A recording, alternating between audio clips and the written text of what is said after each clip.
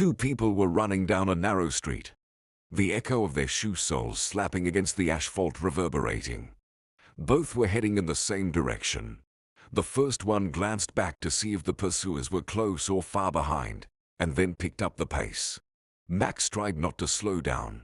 His hands moved quickly in sync with his steps. He was always in good shape. The one in the lead didn't swerve in time and collided with a fruit cart. There was a metallic clatter, and the sounds of falling oranges echoed. The runner almost stumbled, landing on one leg and one hand, but quickly got up and continued forward. He was just an inch away from Max's reach, but he managed to escape. In the next moment, the guy abruptly turned right. Simultaneously, Max made the same turn. However, the reckless guy managed to jump onto a departing truck with low sides. Max chased after him with all his might until suddenly a 10-year-old boy on a scooter appeared right in front of him. Max reacted in time, dodged, and fell. Max got up, catching his breath. He ran his hand across his forehead and coughed. It had been a while since he covered such distances at high speed. He was a bit disappointed that he couldn't catch the person leading an illicit lifestyle. Straightening up, Max walked towards where his car was parked. Once again, a member of a dangerous group managed to elude capture. After covering 2 kilometers, Max turned left. Finally reaching his car, he opened the door and sat in the driver's seat. Rubbing his forehead, he seemed determined to erase today's failure. Damn it. The scoundrel got away. Cursed the guy. His gaze fell on his stained hand and the shirt. Done. I just bought this shirt yesterday, protested Max. Just as he said that, someone grabbed him from behind, clasping something hard and cold against his temple. Max guessed it was a gun. Move, and I'll put a hole in your head, uttered an unfamiliar male voice. What do you want? Max asked, pretending not to understand what was happening. I do the talking here, and you listen carefully. Answer questions if needed. Got it? The voice said, making it sound threatening. Yes, I understand, Max replied, considering various possible outcomes in his mind. A strange silence hung in the air. It seemed the armed stranger had no intention of killing him. He just wanted to intimidate. What should I do? Max asked again. Shut up, said the stranger. Then the sounds of a phone keyboard were heard as he dialed a number. Who are you calling? Max asked, already suspecting that the one threatening him had placed the gun on the seat. Glancing at the rearview mirror, Max could see him. The guy was visibly nervous. Don't rush, Max added. At that moment, the stranger lost his temper and swung his phone at Max. However, Max, a trained fighter, swiftly grabbed his wrist and delivered a punch to the opponent's face. For a split second, the stranger was disoriented. Max turned around, seized the gun, confident that the stranger had nowhere to escape. Instead, he heard the hissing sound of a spray can, and a sharp taste overwhelmed all the airways and the confined space inside the small Toyota. Max started coughing and tried to exit the car. Pulling the handle, he tumbled onto the asphalt. He attempted to open his eyes, but the excruciating pain hindered his vision. Tears blurred his view. Max fired a shot into the air, hoping to at least scare off the assailant. The sound of fleeing footsteps echoed. Struggling, Max reached the nearest water vending machine. He rinsed his eyes, washed his face, and rinsed his mouth. He looked around. No one. He listened. Silence. Quickly returning to his car, he sat in the driver's seat, started the engine, and left the area. Max headed home. His girlfriend Penny opened the door for him. She was slender, petite, blonde, and 25 years old. The pink plush suit made her even cuter and revealed her playful nature. Oh, God, what happened to you? She immediately asked, seeing Max's red and swollen eyes. Don't worry, everything's fine, Max reassured. I'm okay, he repeated. I can see, Penny replied, surveying his disheveled appearance. What happened this time? She asked, helping him remove his shirt. "Oh, just nonsense. A newbie. A fool. Played with a spray can," Max said. "I'm heading for a shower. I feel like a working pepper spray," he added, disappearing into the bathroom. Penny picked up his things from the floor, wrinkling her nose at the smell of dust, sweat, and pepper. "Will it always be like this?" she muttered to herself. When Max emerged from the shower, a table awaited him with delicious food. Baked chicken and potatoes. What could be better? Penny, you're amazing," he said. Penny hugged him. "Why do you have such a dangerous job?" she asked. "What about me? And our future little one?" she inquired, looking into his eyes. Max became serious. "Penny, what do you mean by that?" he asked, thinking that becoming a father might be on the horizon soon. "Unfortunately, nothing for now," Penny replied. "Phew." Max sighed with relief. "What do you mean, phew?" Penny asked. "Well, we wanted to get married first, travel, take a break, and then have kids," he explained. Penny looked at him with a long gaze. "Sometimes I feel like that will never happen," she said. "Everything will work out for us," Max reassured, gently stroking her cheek. "Well, let's have lunch. Everything looks so appetizing," he said. Penny and Max met 4 years ago. At that time, Penny was studying foreign languages at the university. After classes, she went shopping. It had been a while since she treated herself to new things, but just before her birthday, she received a good translation job offer. The task turned out to be easy, and upon completing it, Penny earned her first fee. She decided to spend it on herself. Entering the shopping center, her eyes darted around, eager to try on everything at once. Meanwhile, Max was on a mission. He had already graduated from the police academy and worked as a cop for 2 years. On this day, he was assigned to keep an eye on someone who had a penchant for peering into boutiques and leaving with a few expensive items. And there was Penny, with numerous bags and new purchases, heading towards the exit. Max was in the same store. Unnoticed, he trailed the suspected thief. The police officer was certain he saw the person enter the fitting room with a certain number of items and come out with a different set. The suspected thief was also moving towards the exit. At that moment, Max figured that the person was about to slip away again. So, he rushed after him. However, the thief sensed he was being followed. Deciding to divert attention, the stranger approached Penny with bags in hand and offered his assistance. He appeared pleasant and made a good impression. Penny, after some consideration, agreed. She didn't mind making a new acquaintance. Seeing this, Max approached Penny from the right and couldn't think of anything but to also offer his help. Penny politely declined him, as one helper was sufficient. However, Max persisted. "Thanks, but I think we can manage together," she said. "I insist," Max declared and took hold of the bags in the girl's hand. Penny didn't like this at all. She grabbed the bags tighter and pulled them towards herself. Max started to grin foolishly, refusing to let go of the packages. Meanwhile, the guy who first offered to help Penny began to look around for escape routes. Max noticed this, so he circled around Penny from the front, using his other hand to grab the guy's arm.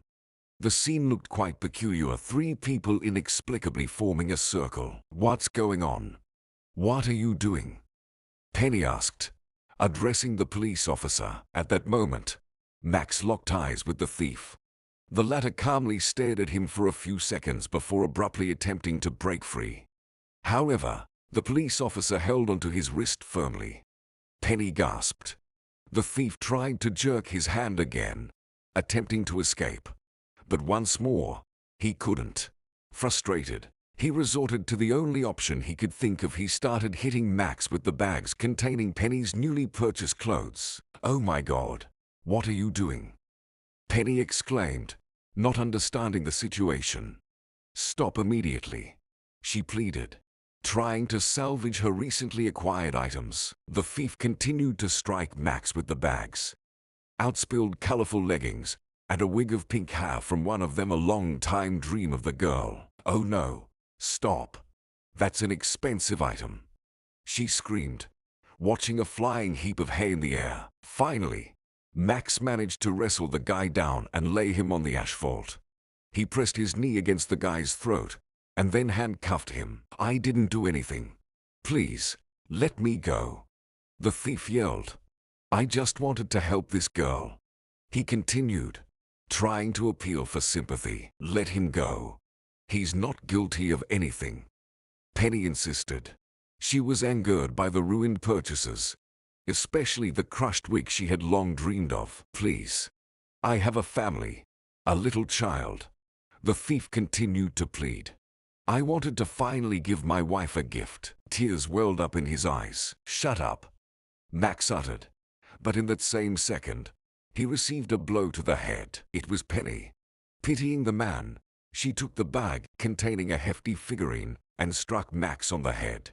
He felt dizzy and collapsed onto the asphalt. The thief immediately broke free from Max's grip and ran away. After what happened, Penny was frightened. She leaned in close to Max, examining his face, and helped the police officer come to his senses. Realizing that the thief had escaped, he sighed and sank back onto the asphalt.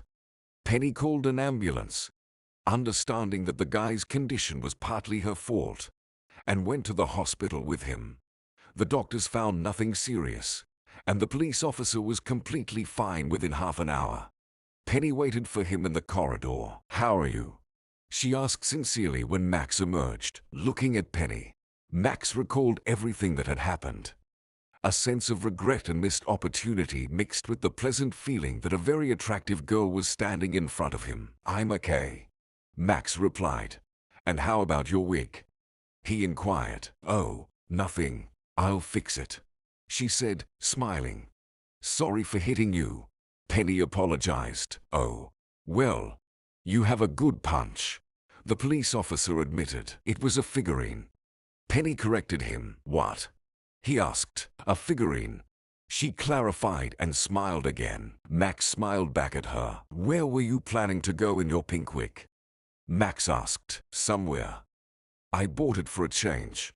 I always wanted to have bright hair," she explained. "Then, maybe we can go to a cafe," Max suggested. "Sure," the girl replied. She was straightforward and open, and her off-the-shoulder top made her even more attractive.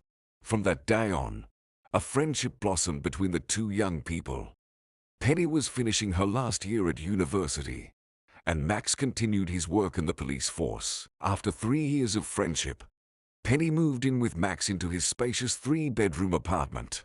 When Max suggested she move in with him, she was ready for it and eagerly anticipated living together.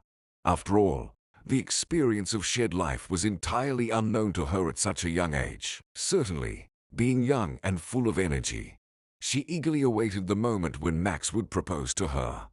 The girl dreamed that one beautiful day, Max would come to her with a bouquet of red roses and express his desire to have children with her. However, weeks turned into months, and Max did not hurry to ask for her hand in marriage. Their conversations never approached the topic of children. It started to worry Penny, but she still showed patience and waited for that elusive day because she truly loved Max. Max continued his police work. He enjoyed his job, but it consumed a lot of his energy and nerves. Dealing with people who break the law can drain a considerable amount of your energy. Of course, there were days when a crime was solved, a thief was apprehended, or a missing person returned home. However, to experience those joyful moments, one had to put in a significant effort. Penny often worried about Max's work. It seemed dangerous to her. Sometimes she asked him to reconsider his career and take on a calmer position. "Oh, my back worked all night," groaned Max, sinking onto the couch. "Darling, we need to think about the future. You can't chase criminals like this your whole life. It's unthinkable," exclaimed Penny. "I know, dear, I know," uttered Max. "Bring me some tea, please. Ah, my legs. Penny prepared a basin with warm water and sea salt for him. Here, soak your feet. It should help, she said, then kissed him on the cheek. After such moments, Max revived and went back into action. And so, months went by. Max often didn't spend the night at home because of assignments. One day, he even forgot Penny's birthday. She waited for him the whole evening with a set table. After dining alone, she went to bed. Their relationship suffered as a result.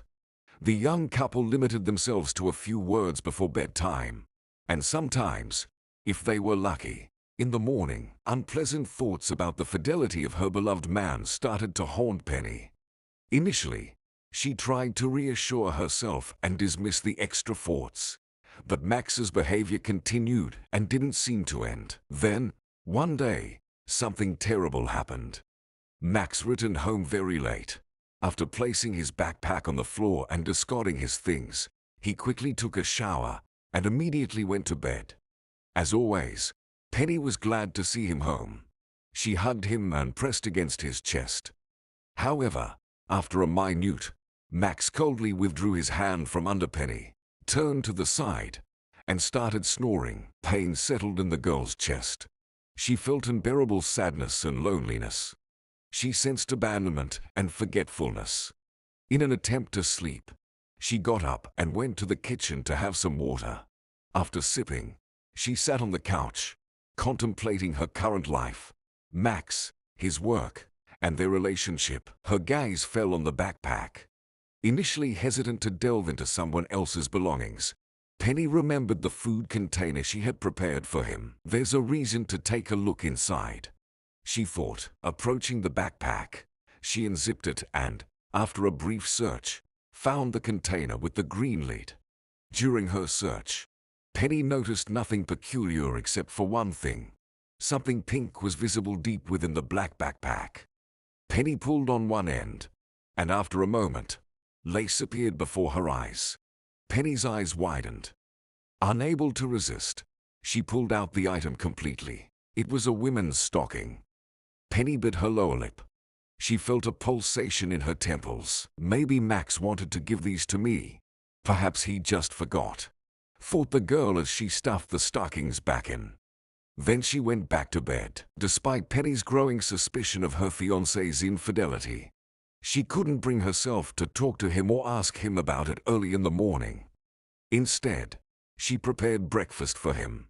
Max woke up, washed up, got dressed, and then, "Penny, sorry, but time is really short. I have to go," he said, slammed the door, and left. Penny stood in place, waiting for the moment when Max would give her those bright pink stockings. She continued standing, still replaying his last words in her mind. Then she sat down, ate her breakfast, and entered the office. The multitude of texts and the limited time for work didn't allow Penny to dwell on the negative thoughts. The day passed quickly, and the clock showed exactly 6 in the evening. Slightly tired, Penny sent out the order by mail, and then returned to the kitchen to prepare dinner. The pink lace still lingered in her mind. Penny hoped that today he would surely give her a gift. The phone rang. It was Max. He informed her that he was already approaching home and that he was terribly hungry. "Yes, my dear. I'm already preparing something delicious for us," Penny replied, and continued cooking a meat casserole. When Max entered the house, everything was ready. Penny even lit candles to create a romantic atmosphere. However, Max was incredibly exhausted. After taking a shower, he sat on the couch, visibly tired but with a faint smile on his face. Penny waited for him to say something about her dish, but Max seemed oblivious. She served him a portion of the hot casserole. He wished her a good appetite and silently began to eat. Penny decided to let him eat in peace, rest, and then wait for the gifts. That's what she did. Penny ate, shared details of her day with Max, and finally, when Max leaned back on the couch, she looked at him playfully. "Don't you have something to tell me?" she asked. "To tell?" Max queried. "Yeah." She nodded. Max leaned back a bit and remained silent, averting his gaze. After a few seconds of waiting, unable to hold back any longer, Penny asked herself, "Don't you want to give me something?" "Ha," she said seductively, shrugging her shoulders. Max still remained silent. Then, as if recalling something, began to apologize. "Penny, my dear, forgive me, I've been really busy. It's your birthday today," he concluded, wiping a silly smile off his face. "But it's winter for you," he said. "Exactly, winter," Penny replied, slightly tensed but then filled with hope again. "Well," she said with a smile, "well, all the holidays are still ahead," Max replied, adding, "Or did you win the Miss Autumn contest?" Attempting to joke. Here, Penny truly understood for the first time that Max was either not being completely honest or didn't want to talk. However, Max's expression was so endearing and apologetic that Penny decided not to press him, and instead waited a bit, observing his behavior. Dinner came to an end. Penny shared her news with him. Max listened, nodded, and then got up and went to bed. At 9:30 in the evening, Penny sat alone in the kitchen, without Max and without a gift. One day in November, Max finally took a vacation and decided to go on a trip. Penny was overjoyed. "Just you, me, and the sea," she exclaimed, embracing Max. "Well, of course, just you and me," Max repeated, hugging Penny. "I'm so happy that we're together," the girl said, holding onto Max even tighter. Max wanted to respond to Penny, but he didn't have the chance. His mobile phone rang. He freed his hands and answered the call. "Hello," he said, heading to the bathroom. Penny raised her eyebrows. This had never happened before. Yes, Max would go to another room when it was noisy. But now, Penny's heart skipped a beat again. But the girl remained calm.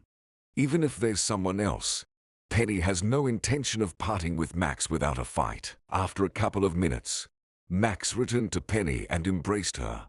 His warm lips touched her neck. How pleasant it is to be in his arms, and how frightening it is to lose them, the girl thought. When Max was briefly away, Penny peeked into his phone. The name Michael was glowing in the recent calls, and the avatar showed a picture of an Egyptian cat. Penny's imagination immediately suggested the image of this Michaela. Swallowing her heart, Penny waited for Max to return. She didn't say anything to him again. It was too painfully difficult for her. 2 days later, the couple embarked on their journey.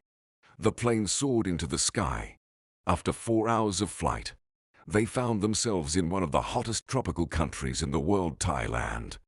A choice for those seeking a quick escape to a sunny exotic fairy tale. Upon arrival, a taxi driver awaited them. Max and Penny arrived at the hotel, surrounded by local vendors offering various exotic products. The vibrant atmosphere ignited a desire to try everything. Once settled, Max received a call. He took his phone and retreated to the bathroom. Yet this time, Penny didn't witness it. She was on the balcony, admiring the local views from the 5th floor. Young couples embraced, and children reveled on water slides. Sun rays played at the bottom of the pristine pool, surrounded by loungers and umbrellas. "Beautiful," exclaimed Penny before returning to the room. Max was already lying down. Penny joined him. How pleasant it is to lie together, think about something, and dream. After a short break, the couple headed to the sea. The sun warmed the sand, and the sea was filled with vacationers. Penny shielded herself with a wide-brimmed hat and sunglasses, and Max wore glasses and a cap. In his hands, he carried snorkeling masks. Before the swim, they decided to soak up the atmosphere and sat in a cafe. Max looked around and chose a table in the corner, sitting in a way that allowed him to see everyone entering.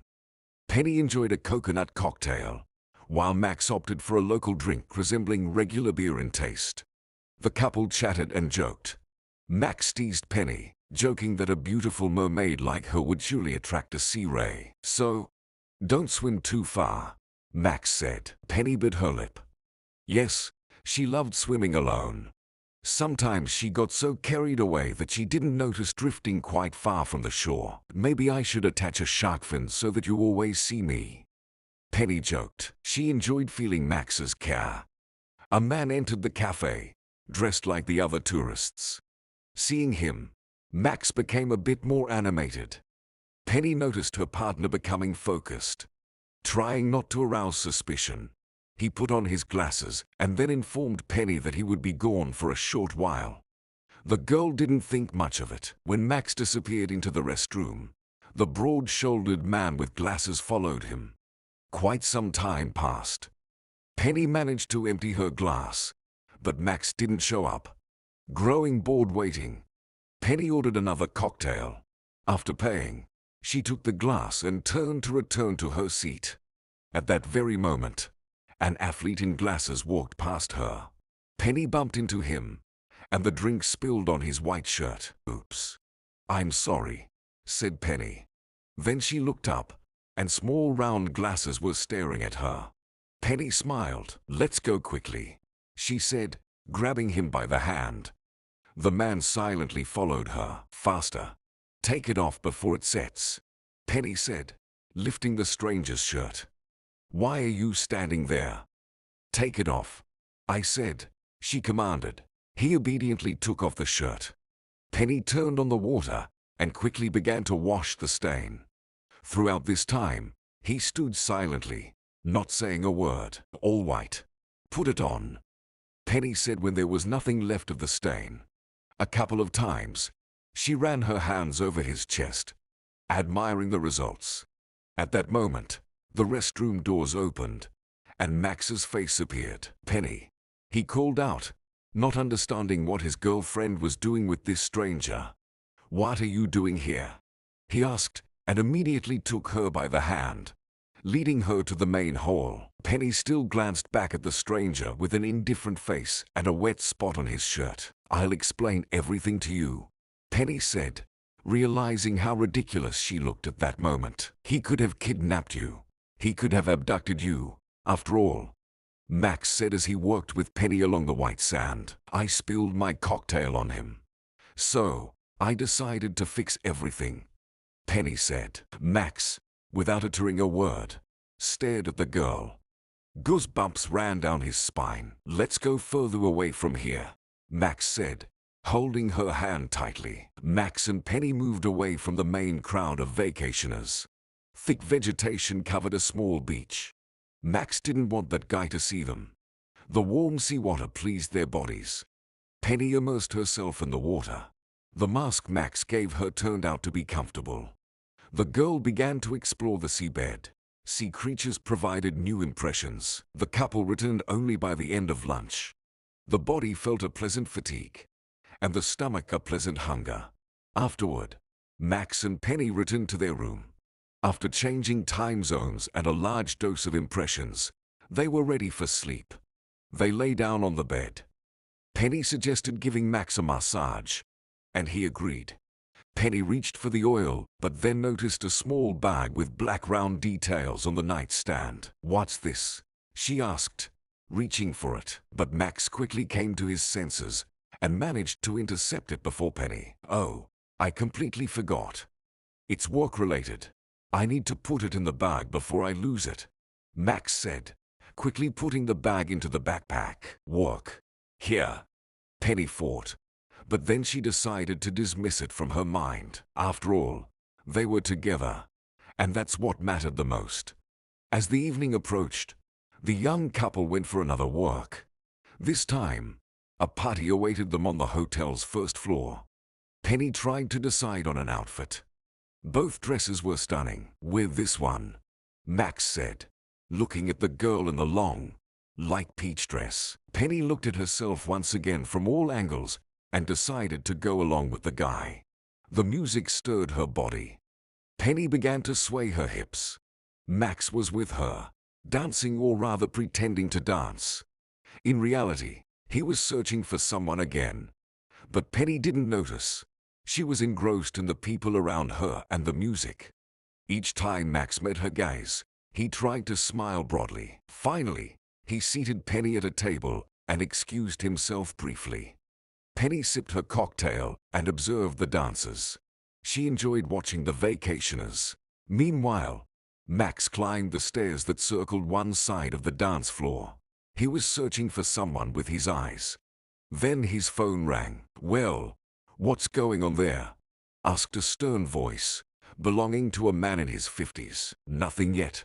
No traces," Max replied, continuing to scan the dance floor. "Keep working. Today is the last day, remember?"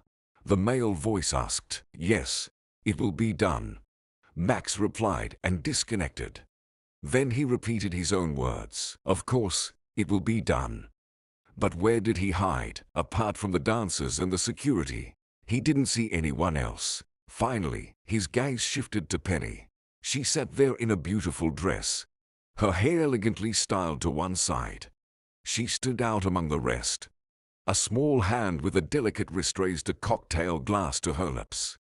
Plump lips wrapped around the straw. "She's charming," Max thought to himself. But now a company joined the girl. A tall man in a suit sat next to her. He asked something, and Penny, smiling sweetly, replied. However, the man, seemingly casually, glanced across the dance floor and then looked up at the balcony. Max noticed it in time and crouched down. Between the railings, he could observe what was happening below. The stranger continued the conversation with Penny. "Is such a charming lady really here all alone? I suppose I should keep you company so you won't be so lonely," the man said, pretending to be a real macho. "What the hell?" Max exclaimed, still observing from behind the railings. "I'm not alone here. I'm with my boyfriend," Penny replied. Max saw how she was already looking for him with her eyes and started to get a little worried. And indeed, how could I think that such a beauty has no protection? He deliberately laughed and looked up again. This time he saw Max, who was trying to discreetly descend. The man seemed confused, but the situation was somewhat saved by a slightly drunk person who grabbed him by the tie, dragging him into the center of the hall. Penny sighed with relief, although she continued to smile. The girl flinched. It was Max. He seemed troubled by something. "Let's get out of here," he said. "What? Why?" Penny asked indignantly. After all, they had just arrived. And besides, they hadn't been to such places for a long time. "Let's go. I'll explain later," Max said, leading Penny away. It seemed like he was hiding from someone. "What happened, Max? What secrets are there?" The girl didn't understand. "We've had enough relaxation today, so let's go to the room and spend the evening together," Max said, portraying a foolish smile on his face. Penny's face changed.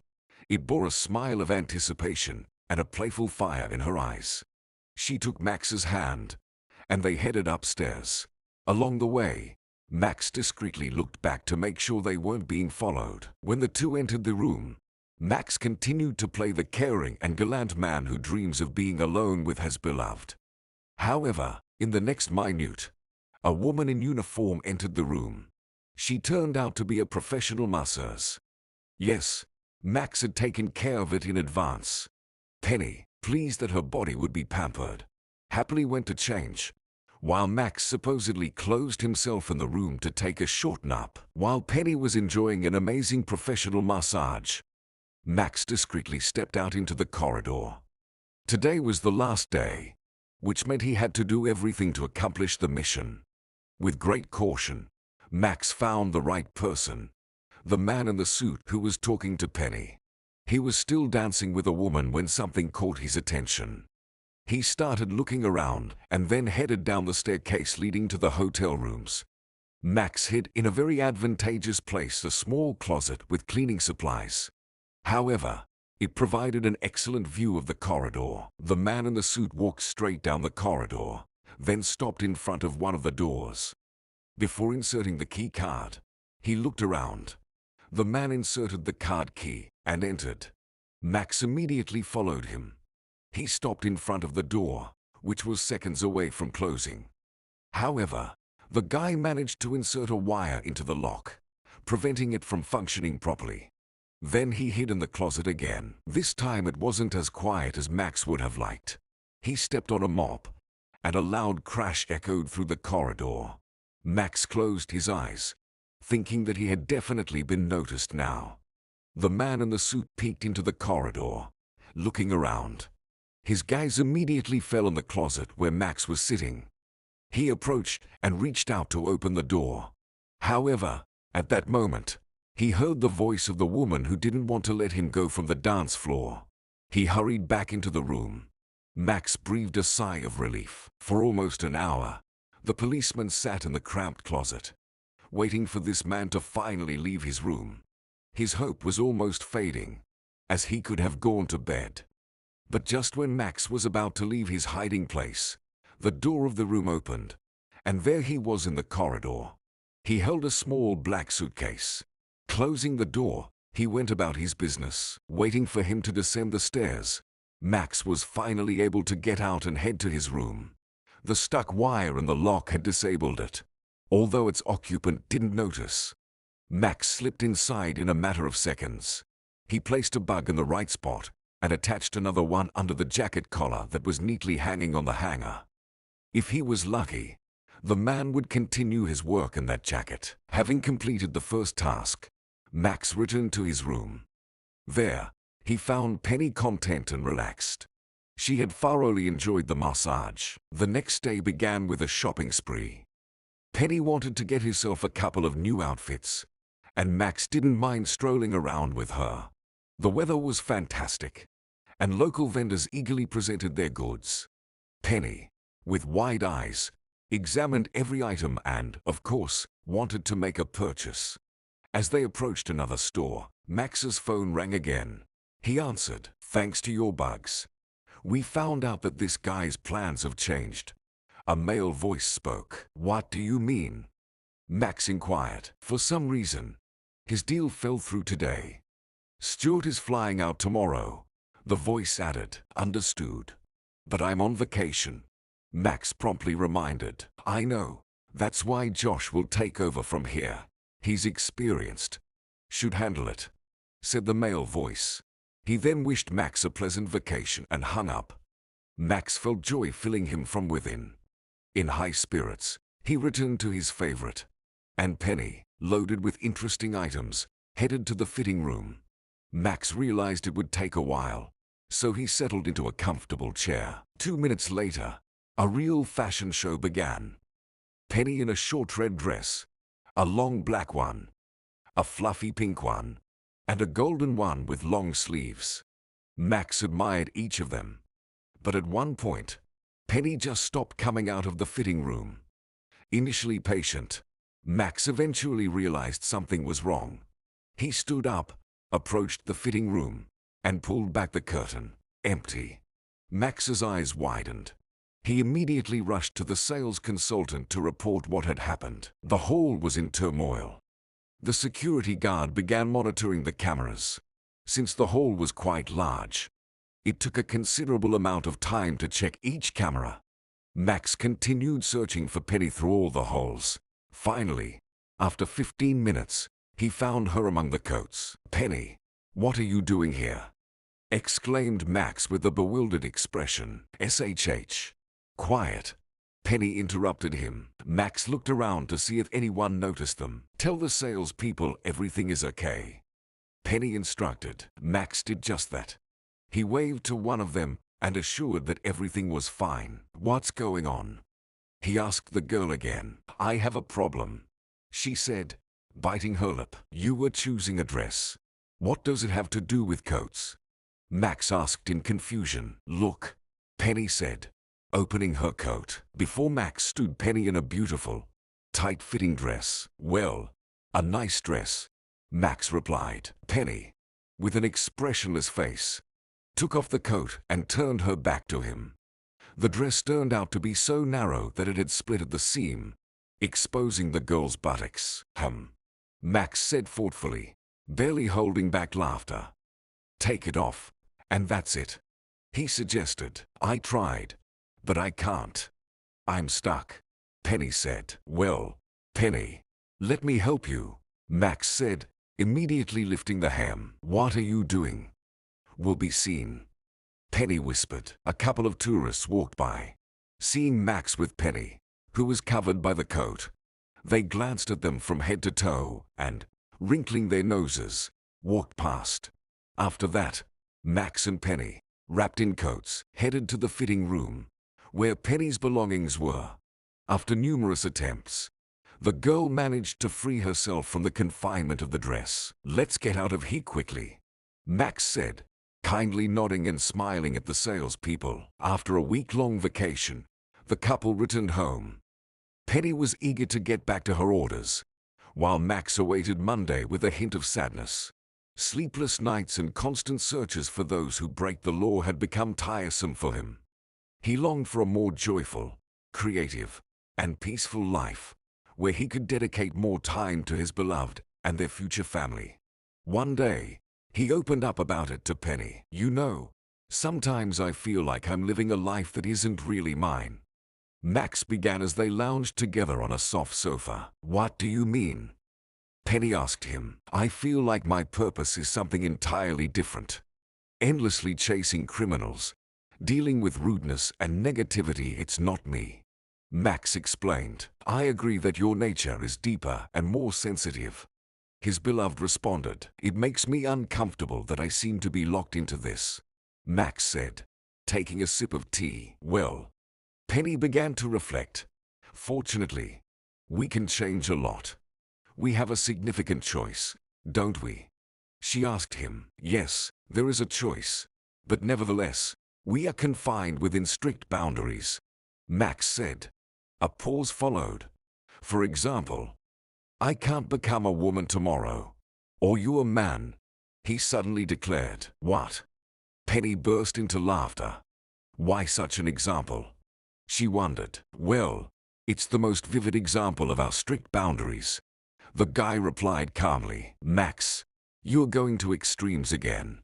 It seems you'll need another vacation soon," Penny said, kissing him. "That's what I'm talking about," he added. Their previous life had resumed. Everyday affairs and responsibilities consumed them entirely, day by day. Penny immersed herself in orders, diligently working to improve the quality of her craft. Recently, she had signed a contract with another company, adding to her workload. She was pleased that she didn't have to sit around waiting for her husband to return. After all, she was finally living her own life. Max, on the other hand, found himself sinking deeper into work. He returned home exhausted, often working on weekends. He forgot to return calls and fulfill promises he made, leaving Penny's mind once again filled with thoughts of him having someone else. It seemed like their shared life was gradually reaching a dead end. Both of them were so absorbed in their work that they had little energy left for communication. It saddened Penny. One day, their friends invited them to an engagement party, and Penny and Max were preparing for the celebration. Penny put on her best dress, confident that other girls would be envious. However, a small zipper at the back refused to yield to Penny's fingers. She decided to seek help from her beloved. "Darling," she said, opening the door to the bathroom. At that moment, Max, hearing Penny's voice and the creak of the door, hurriedly started hiding something with swift movements. A bunch of small accessories, boxes, and caps spilled onto the floor. "What are you doing here?" Penny asked with a smile. Perplexed Max found nothing better than pushing Penny out and closing the door. "Hey, what's going on?" she said, offended. "Just a minute. I've got a little situation here," Max lied, hastily gathering everything that had fallen on the floor into his bag. "I'll be right with you," he told Penny. A minute later, he opened the door, wearing a smile on his face. "What's going on there?" he asked in an unnatural voice, pretending that nothing had happened. Penny watched him, but she couldn't figure out what was going on. "Could you help me with something?" she said, also smiling strangely and turning her back to him. "Oh, sure," Max replied and started zipping up the dress. When everything was ready, Penny turned to him, took his hands, and kissed them. A strange scent of cosmetics intrigued her. "What's this?" she asked, looking at his hands. The fingertips of his right hand were smeared with something. "Oh, that's foundation cream," Max confessed, clapping his eyes wide open. "Foundation cream." Penny couldn't believe him. "Why?" she asked through laughter. "I can't stand looking at the dark circles under my eyes," Max replied. "I look like a demon," he added, looking at himself in the mirror. Penny laughed again. "I've got a great solution," she said, and led him away. "Come on," she said. "Bring it here instead. The light is much better here," Max told her, surprising her. For some reason, Max started caring about the light. A minute later, she returned, holding a bottle. "That's it. Now," she said, applying the product to his face. Max, who felt extremely uncomfortable, patiently waited for the result. When he finally looked at himself in the mirror, despite his aversion to cosmetics, he really liked his complexion. Max became genuinely interested in the brand of this foundation cream. He scrutinized its name so attentively that Penny couldn't help but burst into laughter every time she looked at his expression. The event was in full swing when Max and Penny arrived. A multitude of people, music, entertaining dancers, drinks, and a table full of delicious snacks and dishes filled the venue. Penny was thrilled to finally go out with her boyfriend alone. However, Max seemed a bit reserved and tense, despite his efforts to be cheerful. His eyes kept focusing on one person and then another. Penny noticed this and, touching his cheek with her hand, turned his face toward her. "Darling, are you here?" she asked. Max looked at his beloved. She was so beautiful, so delicate. "Will she understand me correctly?" he thought. Soon, the host of the celebration appeared on stage, welcoming the guests and sharing various jokes. The guests laughed, applauded, and meanwhile, Max found the person he had been looking for all this time. It was Stuart, of average height, broad-shouldered, completely bald, with an oval-shaped head, standing on the edge of the crowd and sipping a cocktail. Max tried not to attract unnecessary attention. He knew that this person was among the guests, as he was the cousin of the future groom. Stuart behaved quite calmly and had no idea that someone might be watching him. After a minute, a tall blonde girl in a red dress with a deep back neckline approached him. She was taller than him, but it didn't seem to bother either of them. Stuart put his hand on her waist and a bit lower. She leaned towards him for a kiss and whispered something in his ear. Max continued to observe. Then, a phone call interrupted the scene. "Max, hi. Are you aware that Stuart is at the same event as you?" a male voice asked. "Yes," Max replied. "We can't miss this opportunity. You know what to do," the voice said. And then the phone disconnected. Max brought a glass of orange juice to his mouth. All this time, he didn't take his eyes off Stuart. Let's get to know him better.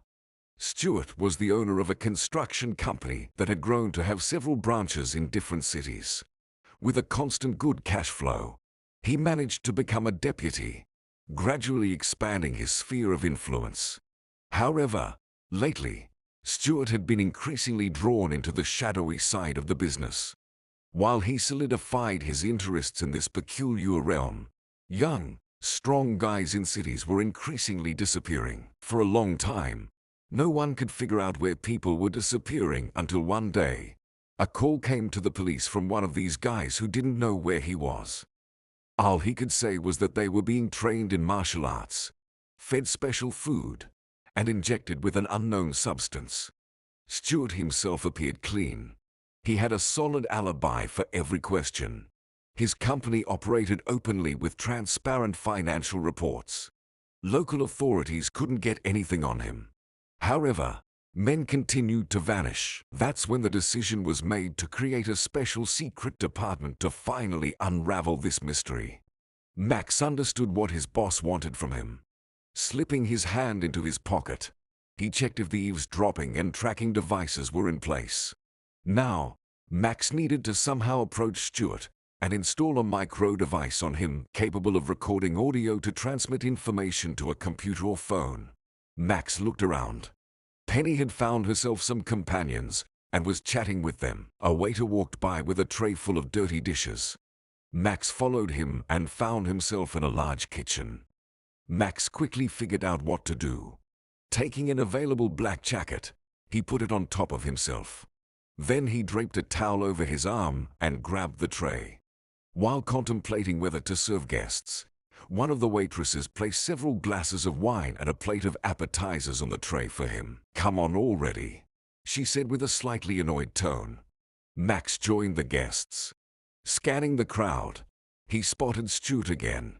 He was still standing next to the blonde, and his face showed signs of fatigue. "Just wait a bit," Max muttered to himself and moved in his direction. He understood that the most valuable thing for Stuart was his briefcase. "Care for a drink?" Max asked with the demeanor of a polite waiter. "No," Stuart replied curtly, shaking his head. "Well, I wouldn't mind one," his companion said, taking a glass. Max didn't think he would refuse. He had to improvise. Taking a towel, he began wiping something off the cuff on Stuart's arm, the one holding the briefcase. What's going on?" Stuart asked.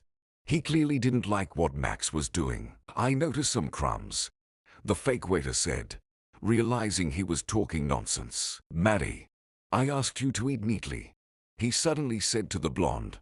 Maddie pouted. While they were talking, Max skillfully attached a 1 square centimeter device to the fold of Stuart's briefcase, then hurried away. Once in the kitchen, he called his boss. "Check the equipment," Max said. "Great. Everything is working," his boss replied. "You'll be fined for talking on the job," the senior waitress told him. Max obediently disconnected and then inconspicuously returned to his usual appearance. "Oh, there you are.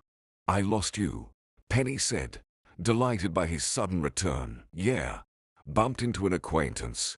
Got caught up," Max replied, smiling. "It's so much fun here. Isn't it interesting?" "How are you?" Penny asked, then shifted his attention. "And here's Harold with his bride. Beautiful, aren't they?" Penny enjoyed her presence at the event. Max nodded and agreed, all the while keeping an eye on Stuart, who had by then disappeared from view. The evening came to an end. A contented Penny and Max headed home. Upon arriving home, Max called his boss once again.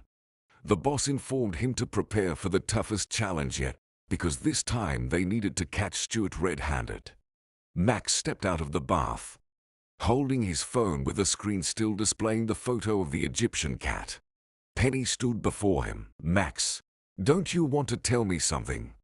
she asked, unable to hold back. "Sorry, I don't understand what you're talking about," Max said. "I'm increasingly convinced that you have another girl," she said. "Oh, come on, you've made it all up." "I have no one but you and my job," Max replied. "So that's what you call it now, huh? I didn't expect any other answer from you," she said, entering the bathroom and closing the door. "Penny, wait." Max tried to stop her. "Why complicate things? I'm telling you, duty is pressing. The boss is pushing. I have no choice but to follow orders," Max explained. Then he listened. Muffled sobs could be heard from the bathroom. Max stood behind the door, trying to find the right words for explanations. Although there was nothing for him to explain, everything was already clear. But then the door opened, and Penny came out.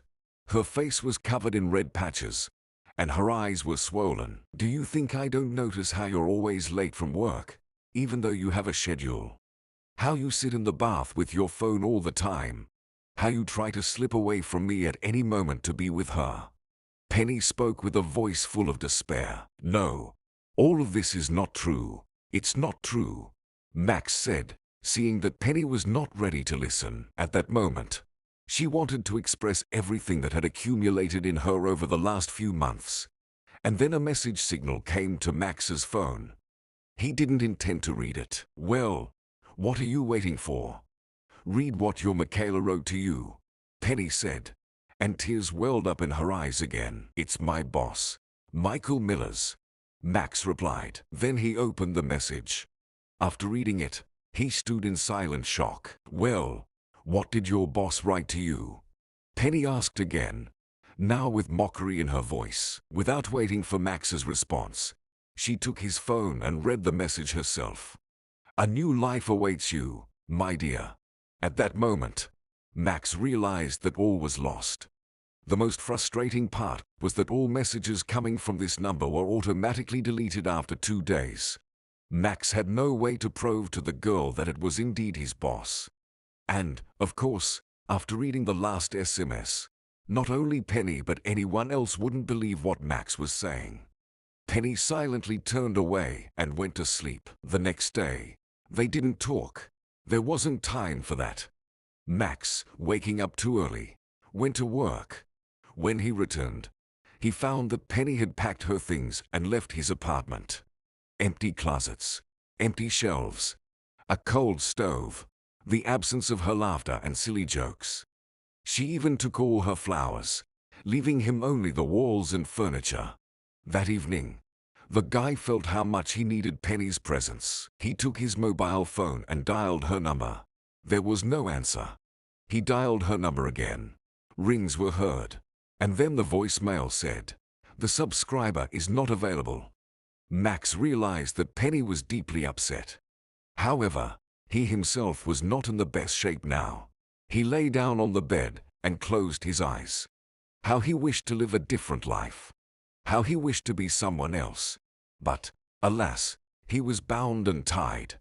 And it seemed it would always be so. "So it won't always be," said Jeremy, a man working in the police department. In the office, the sound of heels echoed. Jeremy looked at Max, who was staring at his feet with women's shoes. No, this is absurd. It's hilarious," Max said, taking a step and almost tripping. "Don't worry. If you're uncomfortable, we'll find something else," Jeremy reassured him. "How are you doing, guys?" Marissa entered the office, a short, slightly plump girl. Despite her less than ideal figure by conventional standards, she looked fabulous. "It's hard to say for now," Jeremy replied, looking at Max's shoes. "But from a distance, it doesn't look too bad," he added, rubbing his chin. "Then you go," Max retorted. Jeremy patted him on the shoulder and then left the room. "Calm down, Max. We'll find the right fit for you. You'll like it," said Marissa, unpacking her suitcase filled with a variety of cosmetics, accessories, and other feminine stuff. "Sit on the chair and enjoy. I'll take care of everything myself," she added. Max sighed and sat down. After 2 hours of meticulous work by the city's best makeup artist, followed by an hour serving as a stylist, Marissa finally stepped back, looked at Max, and then smiled approvingly. "You turned into a real beauty," she exclaimed, clapping her hands. She then called in the boss. Michael entered, circled Max with a serious expression, carefully examining his outfit. Afterward, he said, "Now, spin around." Max, making a displeased face, turned around. "Work," Michael instructed. Max walked back and forth. "Well, except for the elderly work, it should work," Michael said, returning to his office. "Hooray! We did it!" Marissa exclaimed. Max looked at himself in the mirror with a dejected expression. The day arrived when Max, now going by the name Stefania, had to meet Stuart in his new persona. The meeting was arranged in one of the galleries featuring works by a renowned artist. Stefania, along with her partner, arrived at the gallery earlier than others. She paced around the room, holding cards. Stefania had memorized a brief description of each painting and pondered the surreal situation she found herself in, contemplating the lengths she had to go to for the sake of duty. Finally, through an invisible microphone, she was informed that Stuart was approaching. Max rushed to the mirror to inspect herself. Before her stood a tall, broad-shouldered blonde with loose hair and a long nose with a slight bump. The police officer contorted her face and moved her lips, trying to get used to her new identity. It all ended when Stuart, entering the hall, caught the administrator in the act of making strange faces. The issue was that a large full-length mirror stood almost directly across from the entrance. When Stuart entered, he immediately noticed the flirtatious pose of the charming administrator in a red blazer and skirt. Max, or rather Stefania, stood sideways to the mirror, slightly leaning forward. This was because the skirt she wore turned out to be incredibly narrow. So, Max leaned forward to stretch the fabric a bit, trying to make the movements more comfortable. The skirt seemed intentionally tight around his hips, putting him in an even more awkward position. Among other things, the white blouse with frills on the chest was distracting Max significantly, making him glance at the padded chest that Marissa had chosen for him. The chest attachment was quite voluminous, blocking a significant portion of Max's view. It seemed to him that with such a chest, he couldn't even see his own feet. How pleasant it is to observe such a vibrant personality as an administrator and a guide to the paintings, Stuart said, looking at Stefania with a slightly squinted gaze. Upon seeing his expression, Max could barely contain himself from punching him in the face. Struggling with himself, he managed to produce a friendly smile. His lips unnaturally stretched sideways, and his mouth opened so wide that Stuart could appreciate his pearly white smile. "I love women who take everything they want from life," he remarked. Max tried to reciprocate. He flirtatiously adjusted the long hair on his white wig, but his fingers got tangled in one of the locks. Max didn't realize how he jerked his hand, causing himself pain that he had to cover with nervous laughter. "Well, my name is Stefania," Max said in a normal voice, then suddenly remembered and pretended to cough. "You probably caught a cold," Stuart said, caring, running his hand down his back. Max shivered. "The air conditioner's here too strong. You should have something warm to drink now," he added. Max batted his eyelashes as best he could. "Let's start our journey through this beautiful place. Let's immerse ourselves in the truly amazing world of that era," Max began, completely forgetting his speech. Turning towards one of the paintings, he froze, attempting to find the right combination of words. Before him hung a painting of a semi-nude woman, white canvas draped around her hips. In her hands, she held a picture that barely covered her charms. Max said, feeling Stuart had approached too closely. He could sense Stuart's breath. "Oh, these artists have an incredible ability to convey a woman's tenderness and care," Max said in a delicate voice. In these moments, he felt like a complete idiot. Stuart began to carefully examine the image, silent for a moment. Max watched him, his twitching upper lip and shiny bald head. Then Stuart took a breath and said, "She remarkably resembles you, don't you think?" he unexpectedly added, surprising Max. The police officer rolled his eyes but, remembering he was on a mission, graciously agreed. Let's move on to the next masterpiece," he said, trying to quickly dismiss the cause of everything happening to him. Then Max strode forward down the corridor. It felt like the shoes on his feet were about to fall off, or he would surely twist his ankle. Max took a few steps forward, and then turned around. Stuart stood in place with a foolish smile on his face. Max had to respond in kind. The police officer felt a wave of heat washing over him. In the tight outfit, he couldn't take a full breath. "And here's the famous ship in the sea abyss," Max muttered. "Now, that's power, isn't it? That wave," Stuart exclaimed, particularly expressive. "The sea, it's so unpredictable. It's vast, full of strength and passion, isn't it? What do you think, Stefania?" he asked Max. "Your name crashed over me like a wave, making me experience a range of emotions," Stuart said, raising his eyebrows, expecting a response from the administrator. "Thank you for the compliment," Max said, taking a deep breath. The threads creaked around the shoulder area, and he quickly covered it up with a forced grin. "You are truly charming. I'd like to continue our conversation, Stefania. What do you think?" Stuart asked. Max, playing by the rules, agreed to his proposal. The first part of the mission was accomplished, and Stuart was genuinely interested in Stefania. "I love tall girls," Stuart said, locking eyes with Stefania again. "You're so strong, statuesque, like a real horse," he added, then chuckled nervously. Max was shocked by his ability to seduce men. Playing along, he pretended to be flattered by the compliment. "Despite your beauty, you're very intelligent and appropriately strict," Stuart continued. "I would like you to accompany me to a meeting with some very important people," he said. Max realized the climax was approaching. Returning home after lunch with Stuart, Max collapsed. Exiting the taxi, he somehow made it to the door.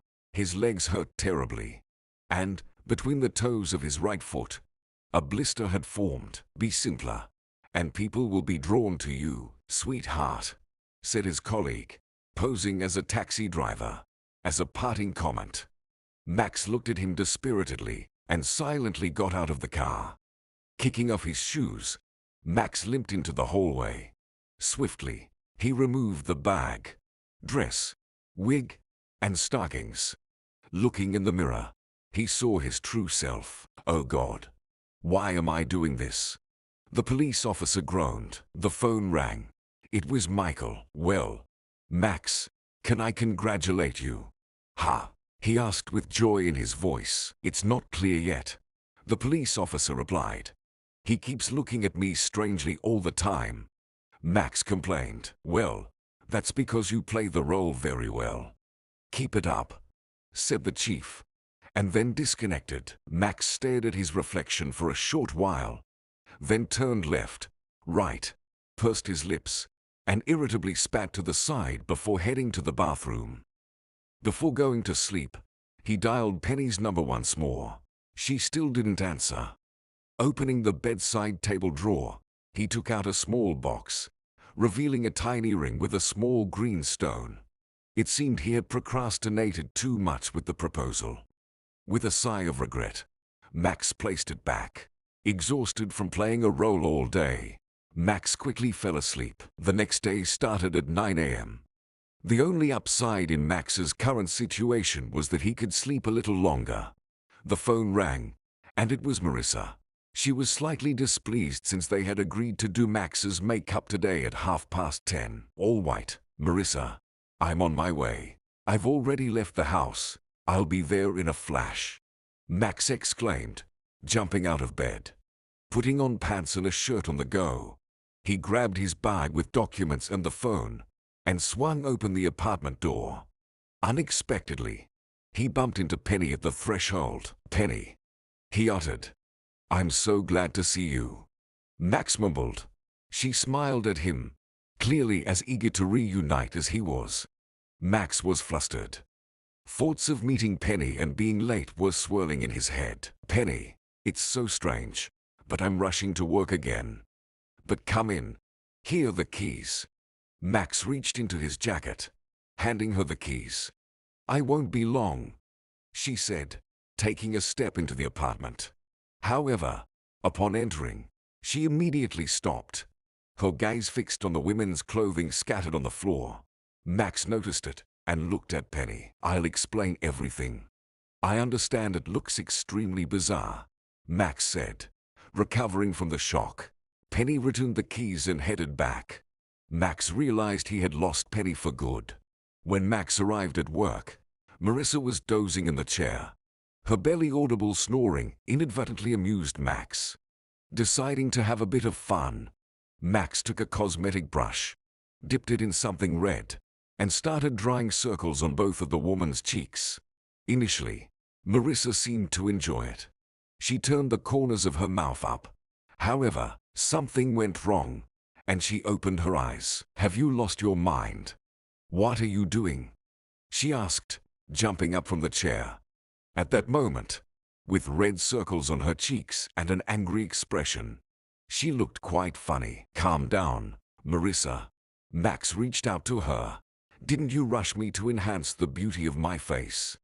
he asked with a smile. "It's a professional brush. You can't use it like this." Okay, I get it," Max surrendered. Max awaited the moment when Marissa would discover the artistry on her face. However, the woman seemed oblivious to her reflection in the mirror, and Max didn't rush to bring it to her attention. "Are you in a bad mood today?" he decided to inquire. Marissa hadn't heard him, busily cleaning the brush with a special solution. "My Charlie ended up in the hospital," she confessed. "Charlie, your dog?" Max clarified. "Yes, he played with the bowl awkwardly, swallowed it. This morning," she sighed heavily. "I immediately took him to the vet, but I couldn't stay with him because I needed to do your makeup." She began applying foundation to Max's face. "He's always been so cheerful, but today he's not himself. My poor Charlie." She spoke, dabbing the sponge on the guy's cheeks and nose. "Why did you buy such a ball?" Max asked, only to be met with Marissa's indignant gaze. "Oh, sorry," he said. "I wanted to treat my little puppy. Normally, he's well behaved, but not this time." "Oh," Max uttered, immediately retracting after getting brushed on the nose. Finally, the makeup was ready, and they could move on to the attire. "Turn around," Marissa said, examining Max's outfit. The loose-fitting yellow dress did a remarkable job turning Max into a woman. "Now, Max, move around. Does it feel comfortable?" she asked with concern. The guy turned around like a clumsy bear, then waved his hands, creating joy on Marissa's face. With red circles on her cheeks, Marissa looked like a clown at that moment. The meeting with Stuart took place in one of the upscale restaurants. Max arrived at the venue in a fake taxi, actually a disguised vehicle belonging to his partner. While Max was gearing up to spend the evening with a dangerous man, he was in the car, monitoring the situation. Max entered the hall, surrounded by many people. He felt a bit lost as he couldn't locate Stuart. Well-dressed men in suits and tight ties turned to study the intriguing figure in the eye-catching yellow dress. The wind from the air conditioner blew, causing a strand of hair to betrayerishly stick to Max's face. He began diligently trying to remove it, feeling the annoying hair tickle his nostrils. Finally, Max couldn't hold back a loud sneeze. "Bless you, my dear," a familiar voice echoed. Max opened his eyes to see Stuart handing him a handkerchief. "Oh, thank you," Max uttered in a soft voice. Stuart kindly offered his hand, and they walked together to a table where 4 men and 2 women were already seated. Max felt awkward, thinking that these ladies would surely see through his act. He tried not to make eye contact and smiled as much as possible. The conversation flowed effortlessly among the men, covering topics that had nothing to do with Max's current interests. They ate, drank, and joked. Max didn't quite understand the role he was playing in this gathering until Stuart stood up and addressed the group. "My dear friends and close ones," he began, "today, I would like to introduce you to my dear friend." He looked towards Max. "Frankly, I had given up hope of meeting the one who would ignite the fire in my heart and melt my steel flesh." Surprised exclamations were heard. "For you, Stefania. Cheers to you," Stuart finished, raising his glass. The guests joined in, raising their glasses. Max, or rather Stefania, felt himself blushing and sweating. "Can you tell me what perfume you're wearing?" suddenly asked one of the women present. Max started searching for an appropriate response. Catching sight of a random wine label in the ice bucket, he said, "Enchanting evening," Max declared, squinting his eyes in a charming smile. "Oh, how pleasant it smells," the woman exclaimed, scrutinizing Max's face. He nervously started fixing his hair, trying not to give himself away. Things got to the point where his earring got caught in his hair and fell right into Stuart's plate. Max raised his eyebrows, looking around at the others. The guests chatted among themselves. Max tried discreetly to retrieve the earring from Stuart's plate, but he was one step ahead. Max and Stuart locked eyes. "Allow me to help you," Stuart said, accompanying each word with a peculiar tone. Max began, wanting to take matters into his own hands. "I insist. It's an honor for me," Stuart said, Not taking his eyes off Stefania, Max had no choice but to agree to his offer. Max turned sideways to him and waited for Stuart's chubby fingers to put the earring back on him. The man did quite well with his task. However, at the last moment, he noticed something strange on Stefania's skin near the ear. "And what's this?" he asked. Max touched the area the man was referring to with his fingers. It turned out to be a rubber film, the same one Marissa had used to disguise his scar near the ear. "Oh, it's nothing." Max waved it off, speaking in a squeaky voice. "It's a new technology in cosmetology. But, unfortunately, I can't reveal this secret to you," he said almost in a whisper. Stuart nodded understandingly with a knowing expression. Max sighed with relief. It seemed he managed to get out of it. However, in the next moment, the lady sitting to his right touched his shoulder. "You can't hide it from me," she said barely audibly. "What exactly?" Max didn't immediately understand, thinking that this lady might have actually figured him out. "With such firm facial skin, you simply must share your secret. Don't leave me in the dark," she said. A pleading expression was on her face. Max, or rather, the blonde Stefania, smiled. "I'll make sure to give you my cosmetologist's business card," he said. Dinner was coming to an end. Guests were saying their goodbyes and getting ready to disperse. Max also got up from the table and immediately received a playful slap on the backside. How he had to endure this. He wanted to elbow back with a strong retort. However, instead of that, Max had to coyly joke about it and laugh it off. Before heading outside, Max went into the ladies' room. "It seems he has no intention of letting me in on his affairs," Max exclaimed into the phone. "How much longer do I have to play this ridiculous game?" he asked, ready to abandon the mission immediately. "Max, calm down," came the voice of his partner waiting for him in the car. "You're doing great. I must admit, not many could handle it like you." Laughter echoed. Max grimaced with a weary face. "Come on, Stefania. Just a little more," the guy said affectionately. And Max disconnected. "Get lost," he threw in as a parting shot in his usual tone. Leaving the booth. Right there, he encountered Piper, the girl who sat next to him during dinner. "Oh my, did you catch a cold?" she asked, hearing the two low notes in Stefania's voice. "Oh yes, these drafts." Max laughed in a squeaky tone. Then Max and Piper joined the rest of their company. Stuart insisted on taking Stefania home in his car. Max started improvising to wriggle out of this offer, especially since the stockings he wore were terribly irritating his skin. But no matter how Max tried to persuade him to go home on his own, in the end, Stuart grabbed his elbow so tightly that Max instinctively tensed his muscles. Feeling a strong, unladylike hand under his grip, Stuart was very surprised, staring at Stefania. "Oh, Stuart, forgive this powerlifting exercise," Max lied, accompanying each word with absurd laughter and feminine gestures. "You're amazing, Stefania," Stuart said, taking Max's hand and bringing it to his lips. Stuart's personal driver took them home. When the car stopped, Max saw a large house and numerous lanterns illuminating the front yard. Lion head statues were visible on the fence. Max inspected the house, particularly the gates, to be aware of escape routes just in case. His partner was expected to follow them. As Max and Stuart entered the living room, Stuart retrieved glasses and poured wine. Handing one to Max, he said, "When I see such a beautiful and intriguing lady by my side, I understand that, despite my dark sides, God is still favorable to me." He smiled, looking at Max's lips, who, in turn, tried to keep the glass close to them. "Dark sides, you say?" Max repeated. "You intrigue me," he said with a smirk.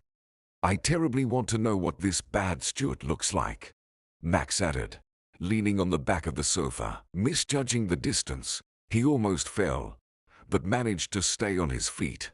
However, one of his shoes slipped off. Stuart lowered his gaze, revealing a size 45 foot.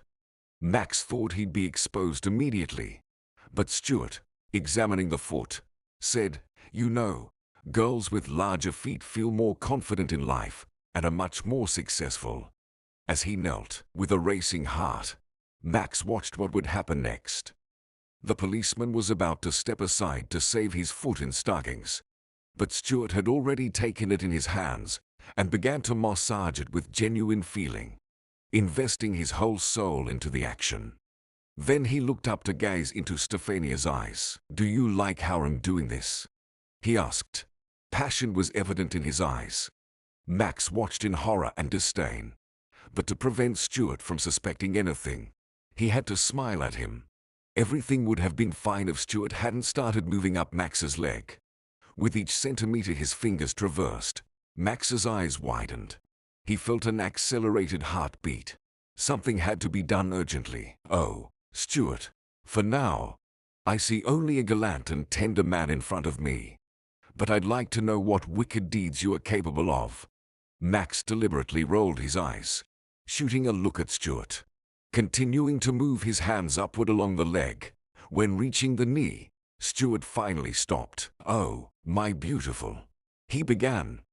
"You really see me as a kind and courageous man." He stood up to his full height. Stefania was slightly taller than him, and Stuart continued, "However, you see me this way because at the moment, I want to be like this for you. I want to be tender, sensual, attentive, ready to help." He again took Max's hand, stroking his palm, then placed his hand on his own. They were practically the same size, but Stuart seemed not to notice. Apparently, the stunning manicure that Marissa had picked for him was quite distracting. Max tried to withdraw his hand, and he succeeded. Stuart continued, "You know, your hands, they exude strength and resilience. Yet at the same time, there's tenderness," he remarked. Max thanked the gentleman. "I'm ready to show you my true self, but I'm not sure you'll take it the right way," Stuart continued. A silence hung in the air. Max had to overcome himself again and gently respond. "You are very perceptive, Stuart, and you're right that I might not understand you correctly. But," Max said, "I'd like to know who you are for real." Max crafted a very sensual look, one that immediately invited a trusting response, prompting the revelation of all one's secrets. "I'm sure that everything you do is for the greater good, even if your actions contradict others. And, well, you have the right to that," Max said, surprising himself. "Do you really think so?" Stuart asked, running his hand through the long hair of Max's wig. Max began to worry that Stuart would see what he shouldn't know. "Yes," Max answered in a soft voice. "I feel that you have a kind heart," he added for effect. After such a candid speech, Stuart silently took Max by the hand and led him upstairs. After turning right, a door opened, and Stuart suggested Stefania go inside. Max immediately noticed a table with various papers. There was a map of the country, some instructions, photographs of male faces, and something else. Looking at all this, Max still couldn't figure out exactly what Stuart was doing. "What does all this mean?" Max asked, circling the table. "This, my dear, is my dark side," Stuart confessed, laying his palms over the papers. Max didn't rush to ask questions. He wanted Stuart to tell him everything himself. While Stuart was getting ready and collecting his thoughts, Max opened his purse and discreetly pressed the button on the voice recorder. To avoid suspicion, Max took out lipstick and applied it to his lips with somewhat rough gestures. "You see, my dear, in my childhood, I was a very modest and bullied boy. My classmates made fun of me, and they enjoyed it, and I couldn't do anything about it." Stuart shared his story. Max listened to his tale, and at one point, he even felt sympathy for him. Stuart continued, "Once, a group of boys, my peers, met me in the schoolyard. The expressions on their faces made it clear they weren't just passing by. Surrounding me, they started pushing me around as if I were a toy. I couldn't dodge them. There were about 6 of them. I managed to hit one of them, But the others didn't like that. They all jumped on me. I got a bunch of bruises, bumps, and bruises. They all left, and I lay on the grass, gathering strength to get up. That's when I promised myself that I would fulfill a big and serious dream. Stuart bared his soul. He took another sip of wine. I decided to create my own army. An army of great fighters. You understand? He asked, looking at Stefania, as if seeking understanding in her eyes. I pursued this dream for many years. Fortunately, as it's known, dreams have a way of coming true. Stuart laughed and went back to examining the papers on his desk. He held several photos in one hand and some papers in the other. Imagine how much effort is invested here. How much time is devoted to finding suitable candidates, to then turn them into great warriors, Stuart said, perhaps too pompously.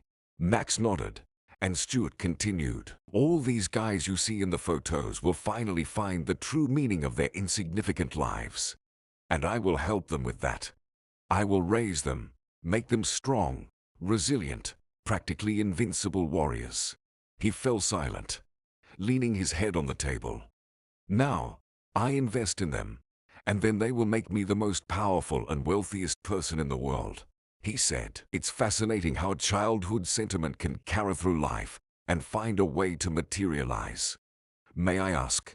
Max spoke after Stuart finished his story. Where do you get these people? Or perhaps, do they find you on their own? From all the candidates, I choose the best ones. Another pause ensued. It's very simple and simultaneously complex. And that's the uniqueness of my work. I act like a real predator. Slowly, gradually, first lulling people's vigilance. And when everything happens, no one can guess or understand how it all happened. Stuart emptied his glass. Max hung in silence for a while, correlating what was said with their theories. Max didn't notice when Stuart approached him and already reached out to embrace him. At the very last moment, Max snapped out of it and unexpectedly emitted a nervous high-pitched scream. Stefania, forgive me. I scared you, Stuart said, stepping back. You shouldn't be afraid of me. I won't harm you, he assured. How nice it is to hear that, Max thought. Stuart, I appreciate your trust. Max began. But it's already very late. I need to go home, he concluded. Stuart, despite clearly wanting to establish a closer connection, didn't rush things. Perhaps, by revealing the truth from his childhood to Stefania, he had become a bit uneasy himself. Or maybe, he was genuinely sincere when he mentioned meeting such a girl for the first time. Stuart wanted his personal driver to take Stefania, but she insisted on her own way, mentioning that a taxi was already waiting for her downstairs. Stuart had to let the girl go, and Max was incredibly happy when he got into the back seat, finally able to take off the uncomfortable outfit and heavy shoes. Never again, Max mumbled in the back seat. Well, I think it suits you, his friend said. Honestly, I thought I'd have to wait for you until morning, and that brute clearly took a liking to you. He laughed. Shut up, Max replied, waving off with the removed wig. After this encounter with Stuart, their communication ceased. Max began to worry if he had scared him away. When he spoke to his boss, Michael advised him not to rush. We need to act very carefully and with great caution. A little more, and he'll fall into the trap himself, Michael said when Max visited his office. Now, with Stuart's office equipped with microphones after Max's efforts, it wasn't difficult to learn about his upcoming plans. Max returned home. He dialed Penny's number, and after a few rings, the operator asked to leave a message. Penny, hello. I know you don't want to talk to me, but I truly love only you. My life loses meaning without you. He spoke and disconnected. He hardly hoped that she would respond, but fate favored him. When he called again at lunch, she answered. Penny, Max said, did you really answer me? That means I'm a lucky guy. Max spoke, not believing his luck. After the phone call, they decided to meet and talk about everything. In reality, Penny missed him terribly but genuinely believed that Max had found another girl. The couple walked through the park, with the autumn sun still warming them. A beautiful sunlit alley created a pleasant mood. "You know, I'm on a special mission right now," Max began. "Understand, I can't tell you about it for your safety. But you just have to trust me. I'm telling you the truth. And I am completely honest with you." Max spoke, and he was genuinely sincere. "Max," Penny replied, "all this time I lived without you. I realized that you are the only person who has settled in my heart. I'm not ready and can't just break the bond that formed between us." She spoke pure truth, and Max felt much lighter knowing that she openly admitted it. "Penny, my dear, come back to me." Max didn't hesitate and moved on to the next step. On the same day, Max and Penny reunited, and in the evening, Max proposed to Penny. She looked at him and couldn't believe her happiness. She had been waiting for this for so long. To celebrate, the future newlyweds ordered food delivery. Penny began to set the table and take out candles from the cabinet. Opening the first door, Penny reached for the box that held the candles. As she pulled it out, a scarf fell from the cabinet. It belonged to a woman and emitted the scent of women's perfume. However, Penny decided not to investigate. What was in the past would stay there. That's what the future bride decided for herself. The courier quickly delivered the food. It was hot. The couple sat down at the table, and Penny looked at Max attentively. She truly loved him. However, the discovered scarf kept appearing before her eyes. "My dear Penny, I am grateful to fate for bringing us together," Max said, and the girl believed him. The appetizing food awaited its moment. The candles flickered with a warm flame, and the lips of the young couple met in a kiss. The next morning happened to be a day off. Max suggested taking a stroll with his chosen one. They decided to go horseback riding together. The horses, strong and bold, with shiny manes, impressed with their beauty. Max and Penny mounted them. The horses started to move forward. Penny and Max exchanged glances. Finally, they were together.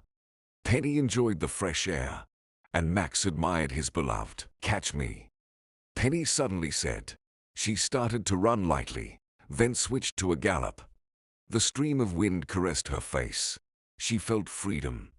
From within, she was filled with a sense of something new and magical. Penny glanced back. Max was a couple of meters behind, joy on his face. In that moment, they laughed like children. "Yes, horses are incredibly beautiful creatures," Penny said. "I agree.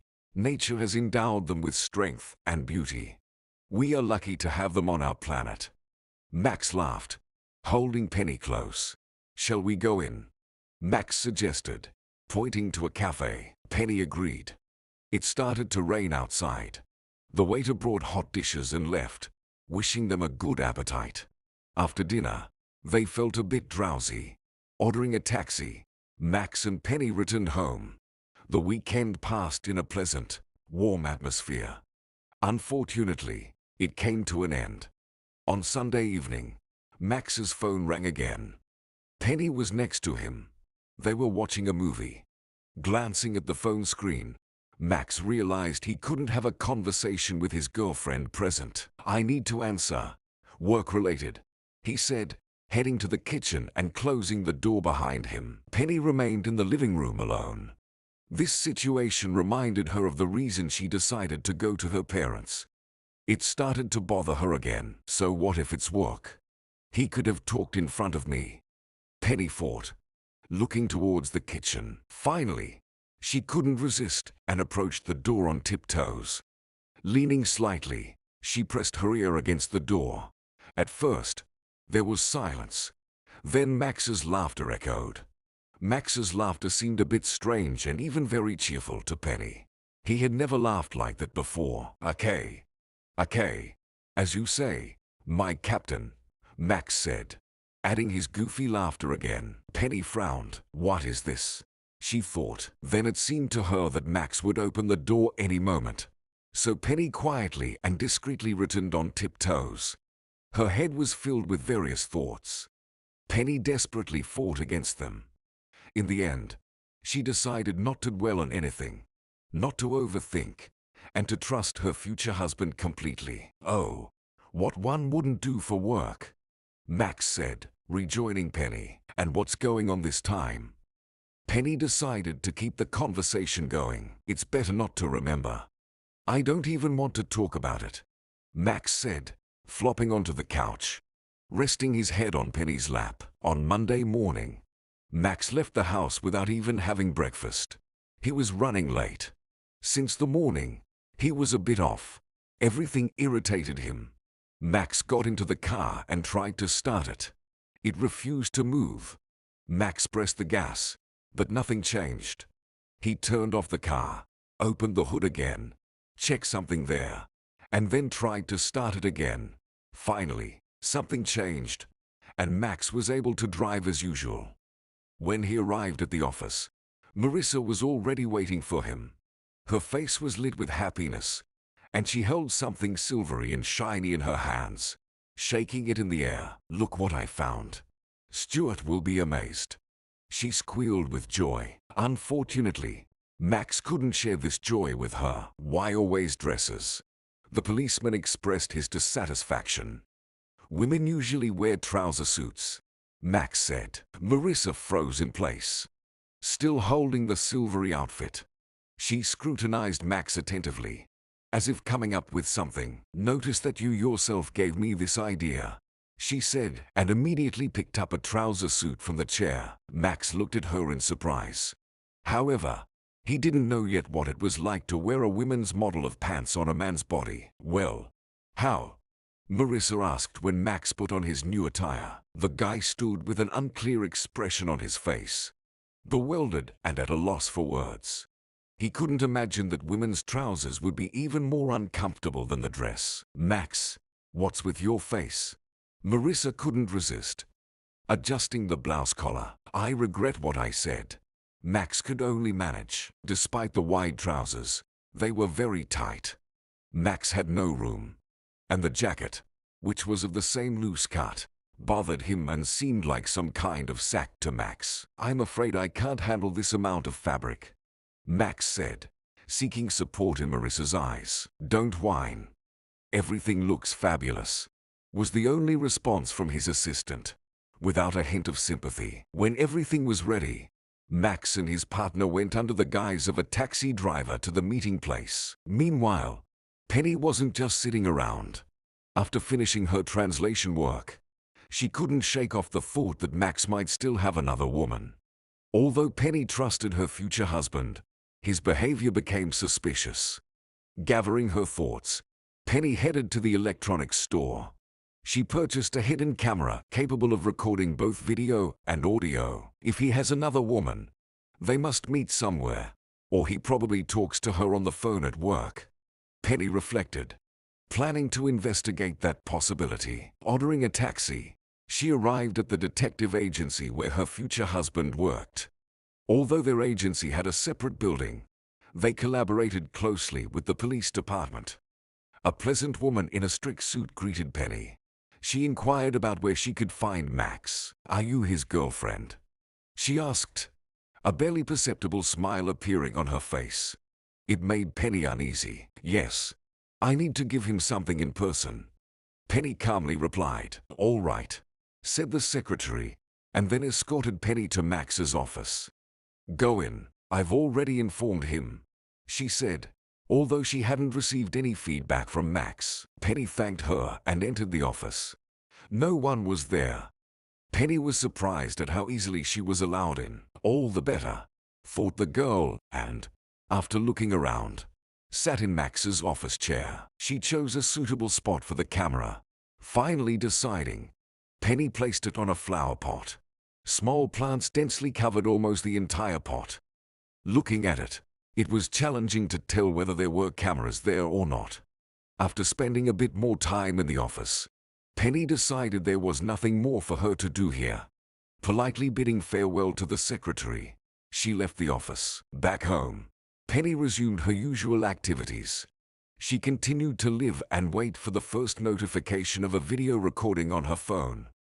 Perhaps Benny didn't act entirely ethically, but after all, love is such a matter. Meanwhile, Max met Stuart again. Now, this man had become almost the main purpose of his life. And indeed, the success of the operation determined his future. Stephania. What a beautiful name. How lovely you are, Stuart exclaimed, puckering his lips to kiss her. Max laughed endlessly, trying to evade the kiss, and eventually placed his hand on Stuart's lips. Stuart was surprised but said nothing. Stuart, after our last meeting, I've been thinking about the people you train. Max paused briefly. I would really like to see the training process. How ordinary guys become warriors. Max batted his eyelashes, trying to act cautiously, but he couldn't drag it out too long. Stuart, as a man, was expected to receive his reward soon. Stuart looked at Max with a serious gaze, as if suspecting something. Max began to regret what he had said. Stephania, I might seem tactless, but I see the spirit of a warrior in you, Stuart said. Meanwhile, Max adjusted himself to radiate tenderness and cuteness, the qualities typically associated with girls. You are not like everyone else. I've told you this before, but I won't tire of repeating it. You're the only one. You're unique, Stephania. And you will be mine, he said, leaning in on Max. Max, playing the part of a girl, squealed and tried to push him away. Stephania, come on, give me a bit of yourself. I beg you. You're incredible. And I'm tired of waiting, Stuart said, trying to unbutton the jacket Max was wearing. The policeman started to laugh and squirm. Oh, ticklish, ticklish. I can't take it, he laughed, applying one of the techniques that induces immediate calmness. Max grabbed Stuart's wrist, and with his other hand, he applied pressure to the neck area. This maneuver caused a strange tingling sensation throughout the body. Many people fear this, so they quickly calmed down. Stuart felt a peculiar tingling all over his body. He released Max and sat on the couch, clutching his chest. What's wrong with you? Max asked, looking concerned. My heart hurts, he said. In reality, the heart had nothing to do with it. People get scared by such sensations and immediately assume it's heart-related pain. It does resemble heartache, but it is not. I'll bring you some water, Max said, then headed to the kitchen. The police officer poured water into a glass, then took out a small bottle from his purse, glancing around to check where Stuart was. He still remained on the couch. 3 drops fell into the water. A few more seconds, and the water was completely mixed with the sleeping pills. Max was tired of dealing with Stuart, who was only waiting for the moment to peek under his clothes. Drink some water, Max said, offering him the glass. Then he started fixing his hair, seemingly casually, while glancing at the man. Stuart emptied the glass. You need to lie down and rest a bit. You probably work a lot and don't take care of yourself at all, Max said, placing a pillow under Stuart's head. The man didn't resist. He was glad to rest. That's it, Max said. Stephania. Stuart took Max's hand. You're an amazing woman, he said. Max sat on the edge of the bed to spend some time with him. You know, I raise warriors, but I'm no longer a fighter myself, Stuart suddenly confessed. I'm so tired. Tired. Can you imagine? From your own dream. You know. He spoke, and his eyelids grew heavy. His breathing calmed. We'll go somewhere together for sure, he said and drifted into sleep. Max, making sure Stuart was asleep, got up from the bed and left the room. He decided to search the place. Perhaps there was something useful here. Trying not to make noise, Max looked into all the cabinets, desks, and drawers, but unfortunately, it was just an apartment. Oh, darn, Max muttered under his breath. This Stuart, despite his advanced age, was very sharp-minded and always in control. The phone rang. Stuart was calling. Max quickly answered to avoid waking the sleeping man. Since Max had already pressed the answer button, he had to say something. Clearing his throat, he said, "Go ahead," then looked at the screen. It was a call from someone named Austin. Max could only guess who he was. "Who is this?" he asked. "Stuart. Are you okay?" "It's me, the recruiter," Austin said, greatly delighting Max. Max laughed, trying to mimic Stuart's laughter. "Yeah, I know who you are. What do you want?" he asked. "We brought in 5 people. Would you like to take a look?" Austin said. Max was overjoyed. After getting the address, he hung up and immediately relayed the information to his boss. Now, he needed Stuart to wake up. Max approached him, contemplating what to do. He started moving the chair loudly and slamming the cabinet doors to wake him up. But it was all in vain. Stuart slept like a baby. Then Stuart's phone rang. Max answered the call. He was summoned to the office. No matter how hard Max tried to explain that he couldn't, he had to do it anyway. Handing Stuart's phone to him, Max left the apartment. Arriving at the office, he quickly changed into his usual uniform. Now he was ready to meet with the boss. "It's great that you called me in. But what if Stuart wakes up?" Max worried. "Most likely, Stefania, your role won't be needed anymore. We've learned everything we need, and it's dangerous to keep you close to him any longer," Michael said. "Did you plant a bug on him?" The chief clarified. "Of course," Max replied. "Excellent.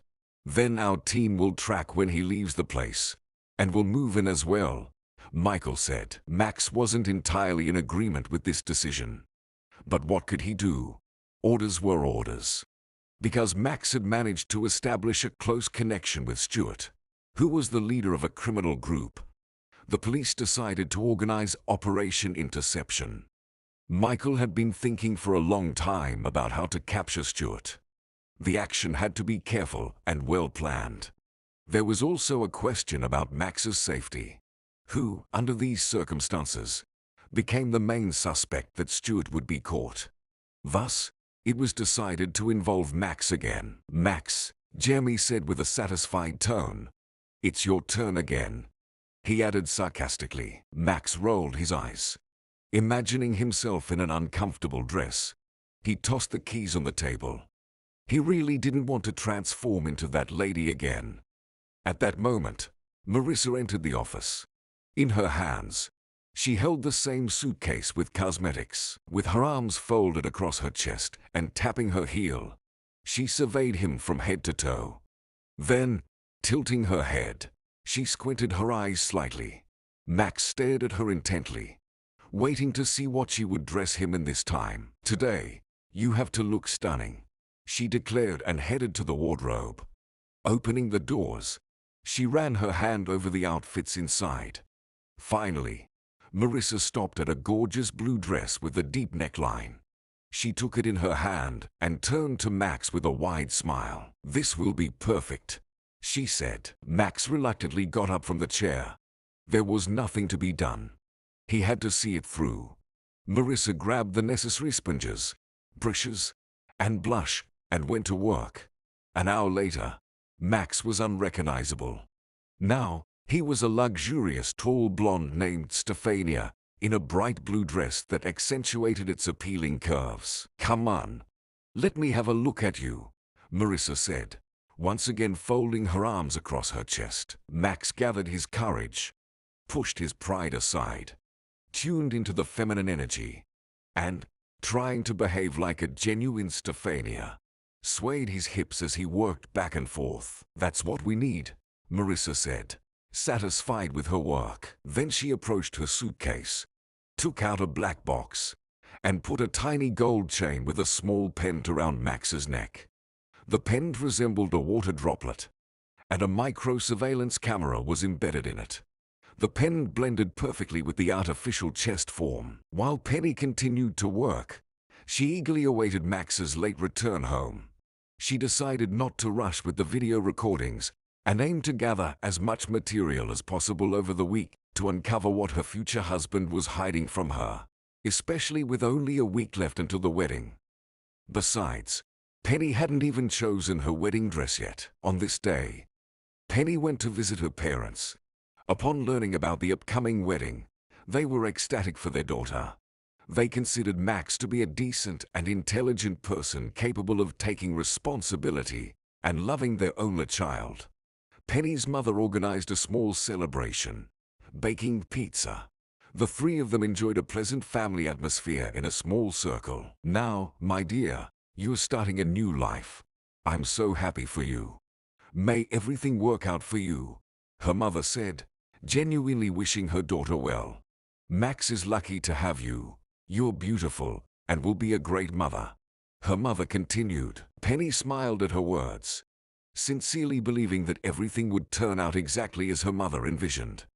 However, in her mind, there was an image of the camera she had installed in Max's office. After visiting her parents, Penny went to her seamstress.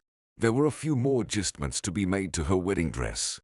Penny had designed the model herself, and she hoped the seamstress would bring her vision to life. "Let's gather a bit here, and there will be a dart," the seamstress said, folding the necessary areas with pins. Then she moved to the other side and did the same. The seamstress said something else, but Penny wasn't present in that moment. She stared at her reflection, and a completely different image appeared before her eyes. With each passing day, as the wedding date approached, she felt more and more excited. "Penny," called the seamstress. The future bride returned to reality. "Did you say something?" "Sorry, I got lost in thought," Penny replied. "Shall we keep the slit on the skirt as it is, or a bit higher?" the seamstress asked again. "That's good," the girl finally answered. "Then that's it for today," said the seamstress. "The dress will be ready by Wednesday." Penny thanked the woman and returned home. She couldn't wait to see what the camera had recorded.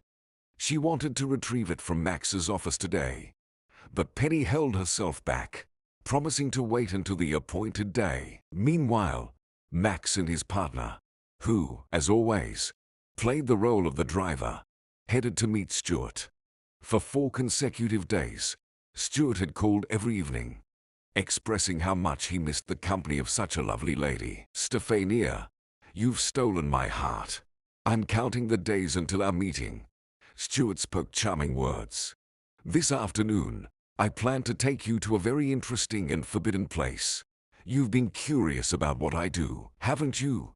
he continued. "Are you really ready to reveal your secrets to me?"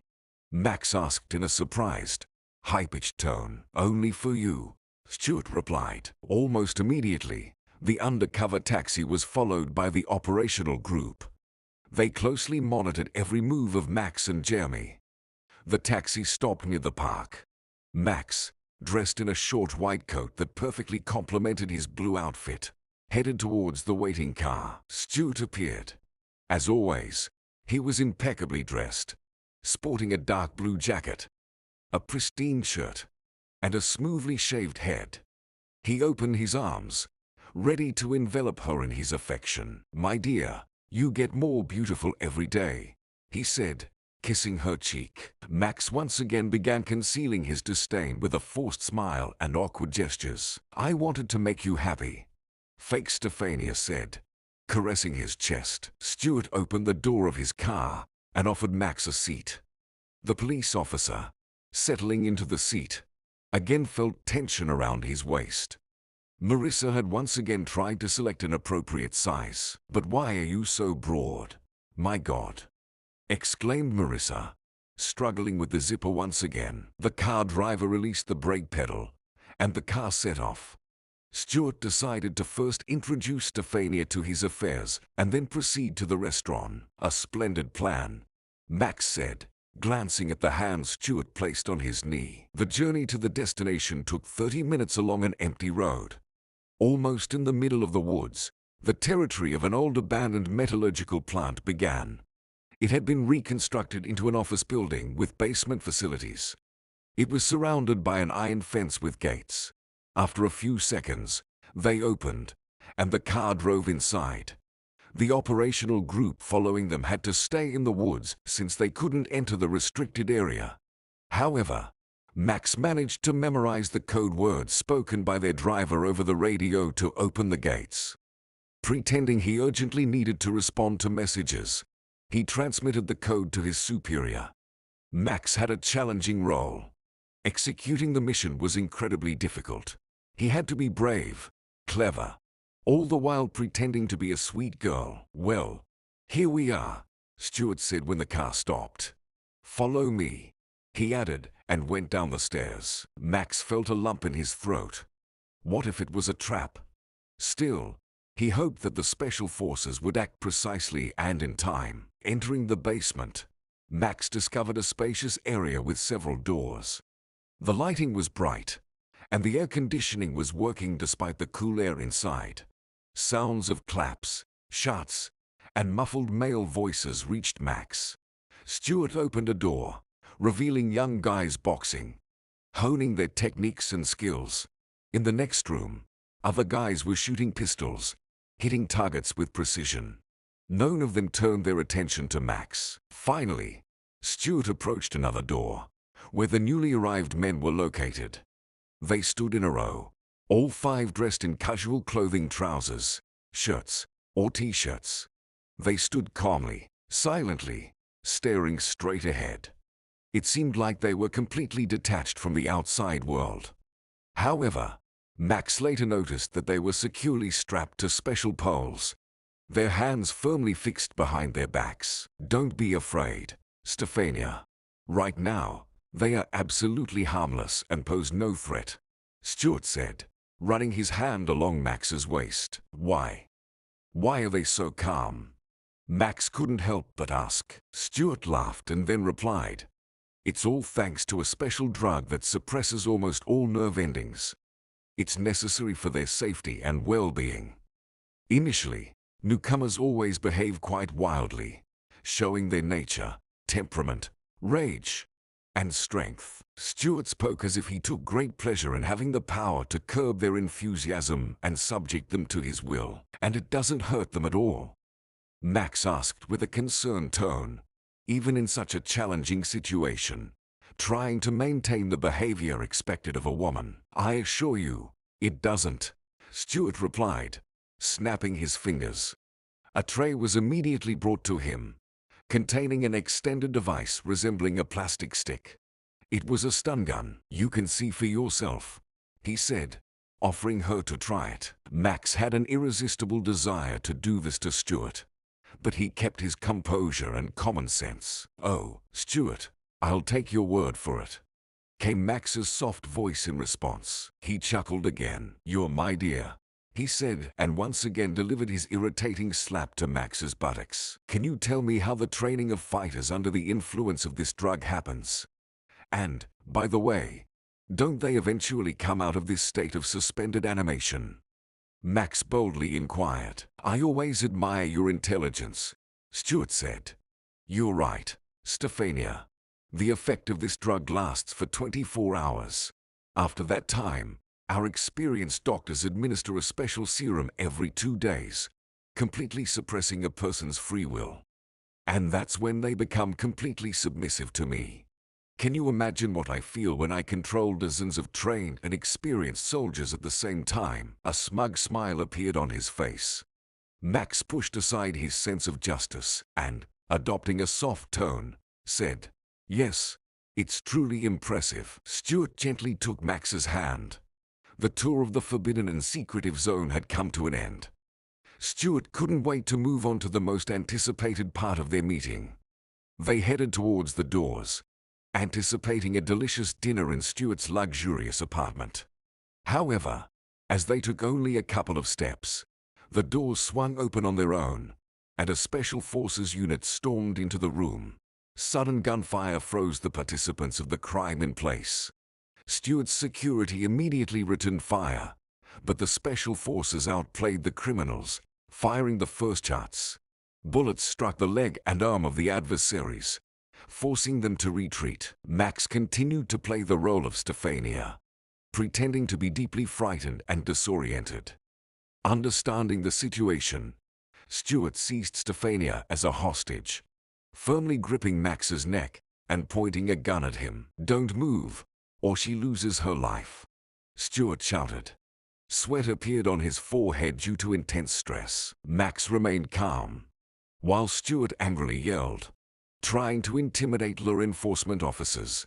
Max discreetly pulled a small gun from the pocket located on the left side of the fake chest. "What are you waiting for?" Stuart shouted. "Drop your weapons, or she's done for." Stuart stepped backward, intending to disappear through a concealed door just a meter away. Max walked with him. The police officer was about to shoot him in the leg, but at that moment, he felt himself falling down with Stuart. The door turned out to be unlocked, and both of them tumbled into a small room. Two Special Forces operatives rushed after them, but Stuart managed to close the door from the inside. Shooting blindly was dangerous, as they might accidentally injure Max. The Special Forces agents waited patiently, in contact with their commander, for further instructions. Meanwhile, Stuart once again grabbed Stefania, threatening to end her life. "Tell them to let me go now," Stuart demanded, irritated. Max remained silent. "Why are you silent?" Stuart shouted at him. At some point, Max decided to take action.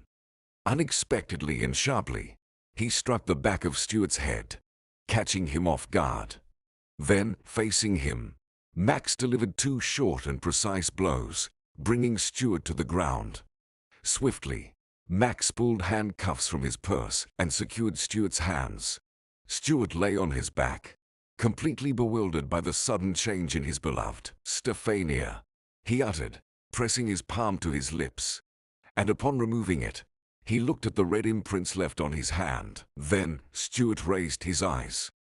Before him stood a tall, strong blonde in a tight blue dress, holding a uniquely shaped gun. "Who are you?" Stuart asked. Max remained silent for a few seconds. Then he brought his hand to his head and removed the wig. Stuart saw that it was not a girl named Stefania standing before him, but a man. Stuart's eyes widened so much that he almost felt unwell. At that moment, Max opened the door, and the tactical team grabbed Stuart, escorting him out of the building. Max watched him go. It turned out that while Max was in the car with Stuart, he transmitted the gate code to the tactical team. They called for reinforcements. Thanks to the sudden attack, they managed to neutralize all the existing security. Among the police officers were also doctors who examined the enslaved men and administered the necessary medication to safely transition the soldiers to special rooms for further rehabilitation. When the abandoned factory was completely cleared, Max finally returned to his office. In the corridor, he took off his shoes and walked barefoot to his desk chair. The exhausted police officer literally flopped into it and sat silently, closing his eyes for a while. At that moment, all he wanted was to rid himself of this ridiculous attire, take a shower, and then fall asleep on the bed. Max stood up, straightened himself, and walked to the closet. He grabbed jeans, a shirt, and a jacket. After changing and removing his makeup, Max was ready to leave, and that's when thoughts of the changes in his life resurfaced in his mind. He couldn't say if he was doing the right thing or making the right decision, but he could no longer continue pretending. The police officer surveyed the office. How long had he worked here? The desk, the chair, the wardrobe, the flower. By the way, he brought the flower here.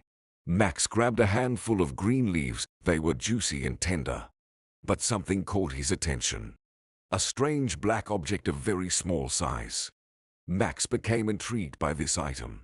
He detached it from the flower pot, examined it closely, and was surprised to realize it was a hidden camera. Who could possibly need this? Max wondered. He had to find out immediately. Approaching the desk, he plugged it into the appropriate socket and opened the video recordings. Here he was in a regular men's suit, and he was in a yellow dress, and now in a blue one. Rewinding the recordings to the very beginning, he opened the first video. His amazement was beyond words when he recognized his future wife in the video. She walked back and forth in the room, blew an air kiss, then approached and turned off the recording. "Oh, my God!" he exclaimed, covering his face with his hand. Now it's clear who installed it. Penny, my girl, do you still think I'm deceiving you? Max asked himself. After that, he returned the camera to its place and headed home. He didn't say anything to Penny. The time would come, and she would see everything with her own eyes. There was only one day left until the wedding. Penny went to Max's workplace again, this time to pick up the flash drive. Now she would learn the truth about her boyfriend. The girl was a bit nervous, worrying that she might see the one who caused their quarrel. Penny climbed the stairs and opened the door. "Good afternoon. I'm here for Max. It's a personal matter," said Penny. The secretary, a young girl in a white blouse and a blazer, examined Penny. "Max is not in at the moment," she said. "Understood." Penny nodded, considering other options in her mind on how to get to his office. She walked towards the exit without haste. "Penelope." A male voice was heard. "Yes, Michael," the girl replied, and walked along the corridor. Seizing the opportunity, Penny entered the right door. She tried to act quickly. Taking the hidden camera from the flower, she immediately left the corridor and then the building. Anticipating Max's exposure, Penny returned home and entered her room. The girl sat at the table, turned on her laptop, and opened the video recorded by the hidden camera. Initially, Penny confirmed her suspicions. A woman indeed entered Max's office. A blonde in a red dress, strolling into her future husband's office as if it were her own. Moreover, she settled in his chair, waiting for him. "The scoundrel!" Penny exclaimed aloud. Tears filled her eyes. She had suspected it, but now, seeing her husband's lover with her own eyes, she had no more doubts. Despite the pain that pierced her chest like lightning, Penny continued to watch the video. She had to admit that the girl was beautiful: long hair, vibrant makeup. However, in the next moment, she saw something. The blonde on the laptop screen suddenly took off her wig. Penny froze. Curiosity took over. Then the girl on the screen stood up from the chair and walked to the closet. Penny didn't want to see such intimate details, but curiosity got the better of her. First, the blonde took off the red dress and remained in a tight-fitting nude-colored suit. Penny noticed that her figure wasn't as harmonious as in the dress. This intrigued her even more. She continued watching, leaning her head forward a bit. Imagine her surprise when the blonde transformed into her future fiancé. Yes, before her stood none other than Max. Penny gasped. "What horror!" she exclaimed, not believing what the camera recorded. Covering her mouth with her hand, Penny stopped the recording. Without a doubt, it was Max. Soon, the sound of a turning key was heard.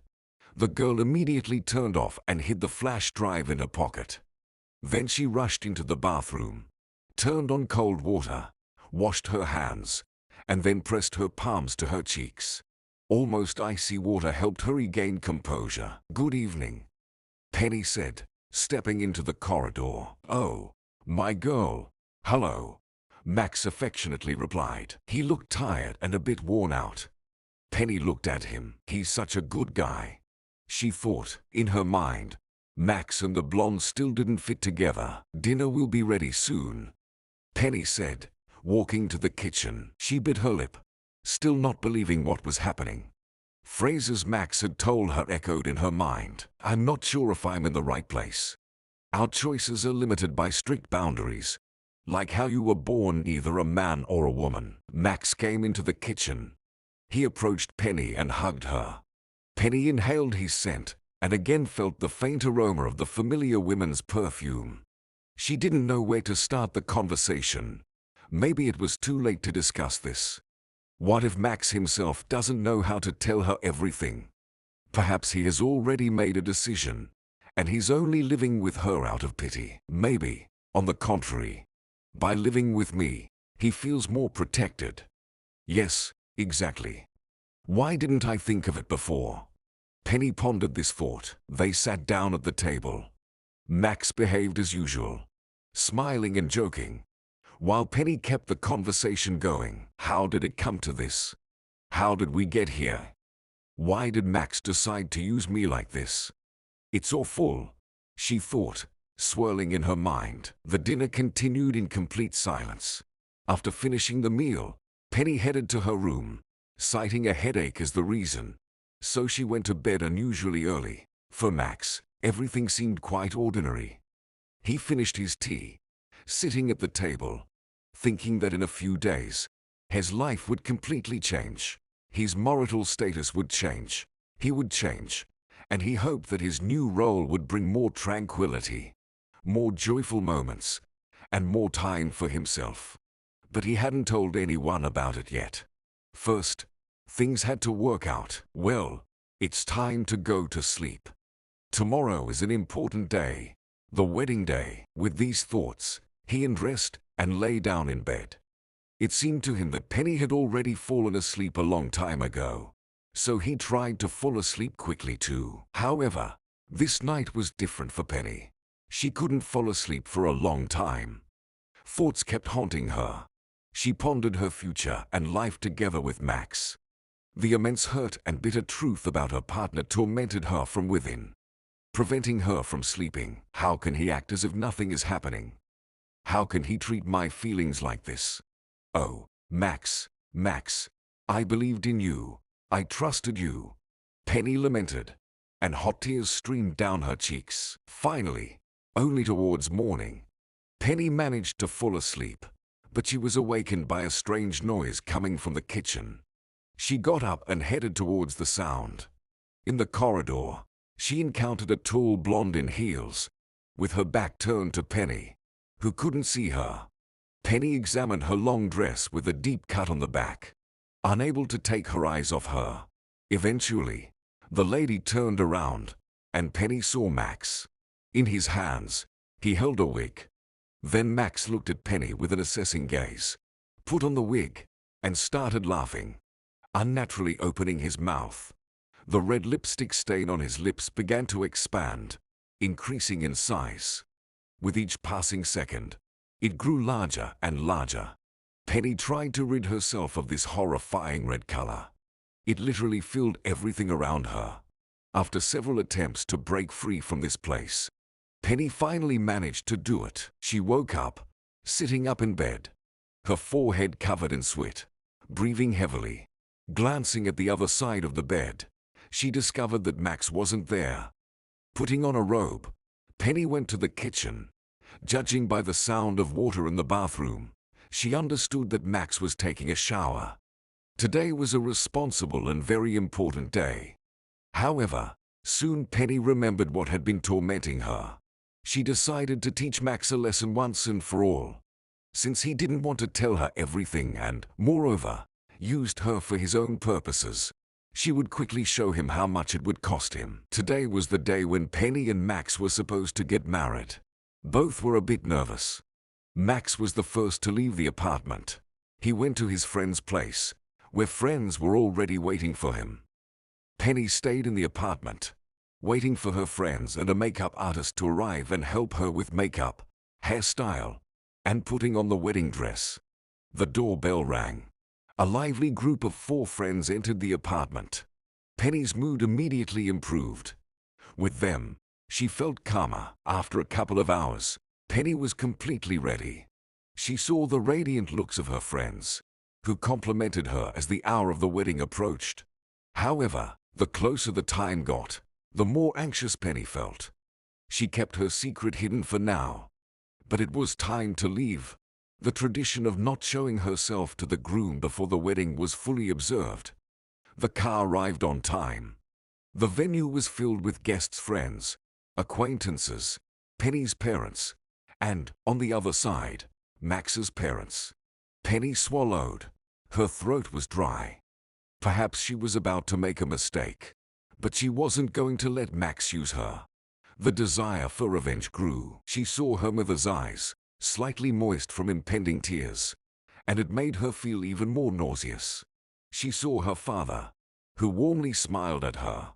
Penny stepped forward to the altar, where Max was waiting for her. He stood there, afraid to lift his head and look at her. Penny thought he must be ashamed of what he was about to do. At least some conscience is left in you. Penny fought. Then she looked at the monitor hanging from the ceiling. She waited for one of her friends to press play. Before the wedding started, she had managed to arrange with her friend, saying she had prepared something. So, just before they were about to be married, Penny announced, "Oh, excuse me, but I would like to do something. I've prepared a surprise for my future husband." The guests applauded, eager to see the surprise. Penny anxiously awaited the moment when everyone would discover who Max really was. Her friend pressed the play button, and the video started. Penny stared at the monitor. For a moment, she regretted her decision. But it was too late. Penny lowered her eyes, feeling sorry for Max, but even sorrier for herself. She still couldn't believe all of this was happening to her. Tears filled her eyes. She closed them, and only Max's voice made her look at the monitor. Max was on the screen, holding a bouquet of red roses. Penny blinked a few times to make sure it was really him. "Penny, my love," Max began on the video. "This year has been tough for both of us. I am very grateful to you for showing me all your patience and love." These words evoked strong emotions. Penny wiped away tears and continued to listen to his speech. "I know I haven't been attentive and caring enough towards you. Yes, it's true. I also know that due to the nature of my work, I couldn't tell you much. It caused a lot of misunderstanding between us, but I'm glad we could overcome it. I love you very much. Penny, you are my dear person, my soul." Max concluded. Penny shifted her gaze to her groom, who remained silent. Max's speech on the video continued. "Oh, and I almost forgot. My job requires a lot of skills and abilities. And yes, I seem to handle them well.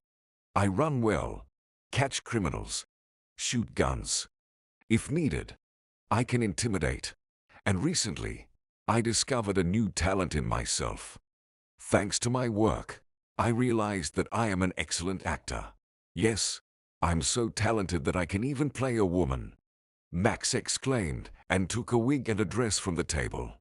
"Penny, I know all of this looks very strange, and it's hard to believe, but it's true.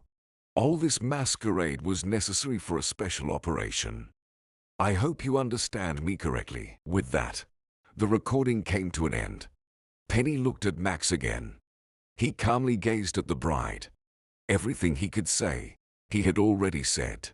Now the choice was hers. "I would very much like to connect my life with yours," Max whispered. Penny tried to make sense of what she had just heard.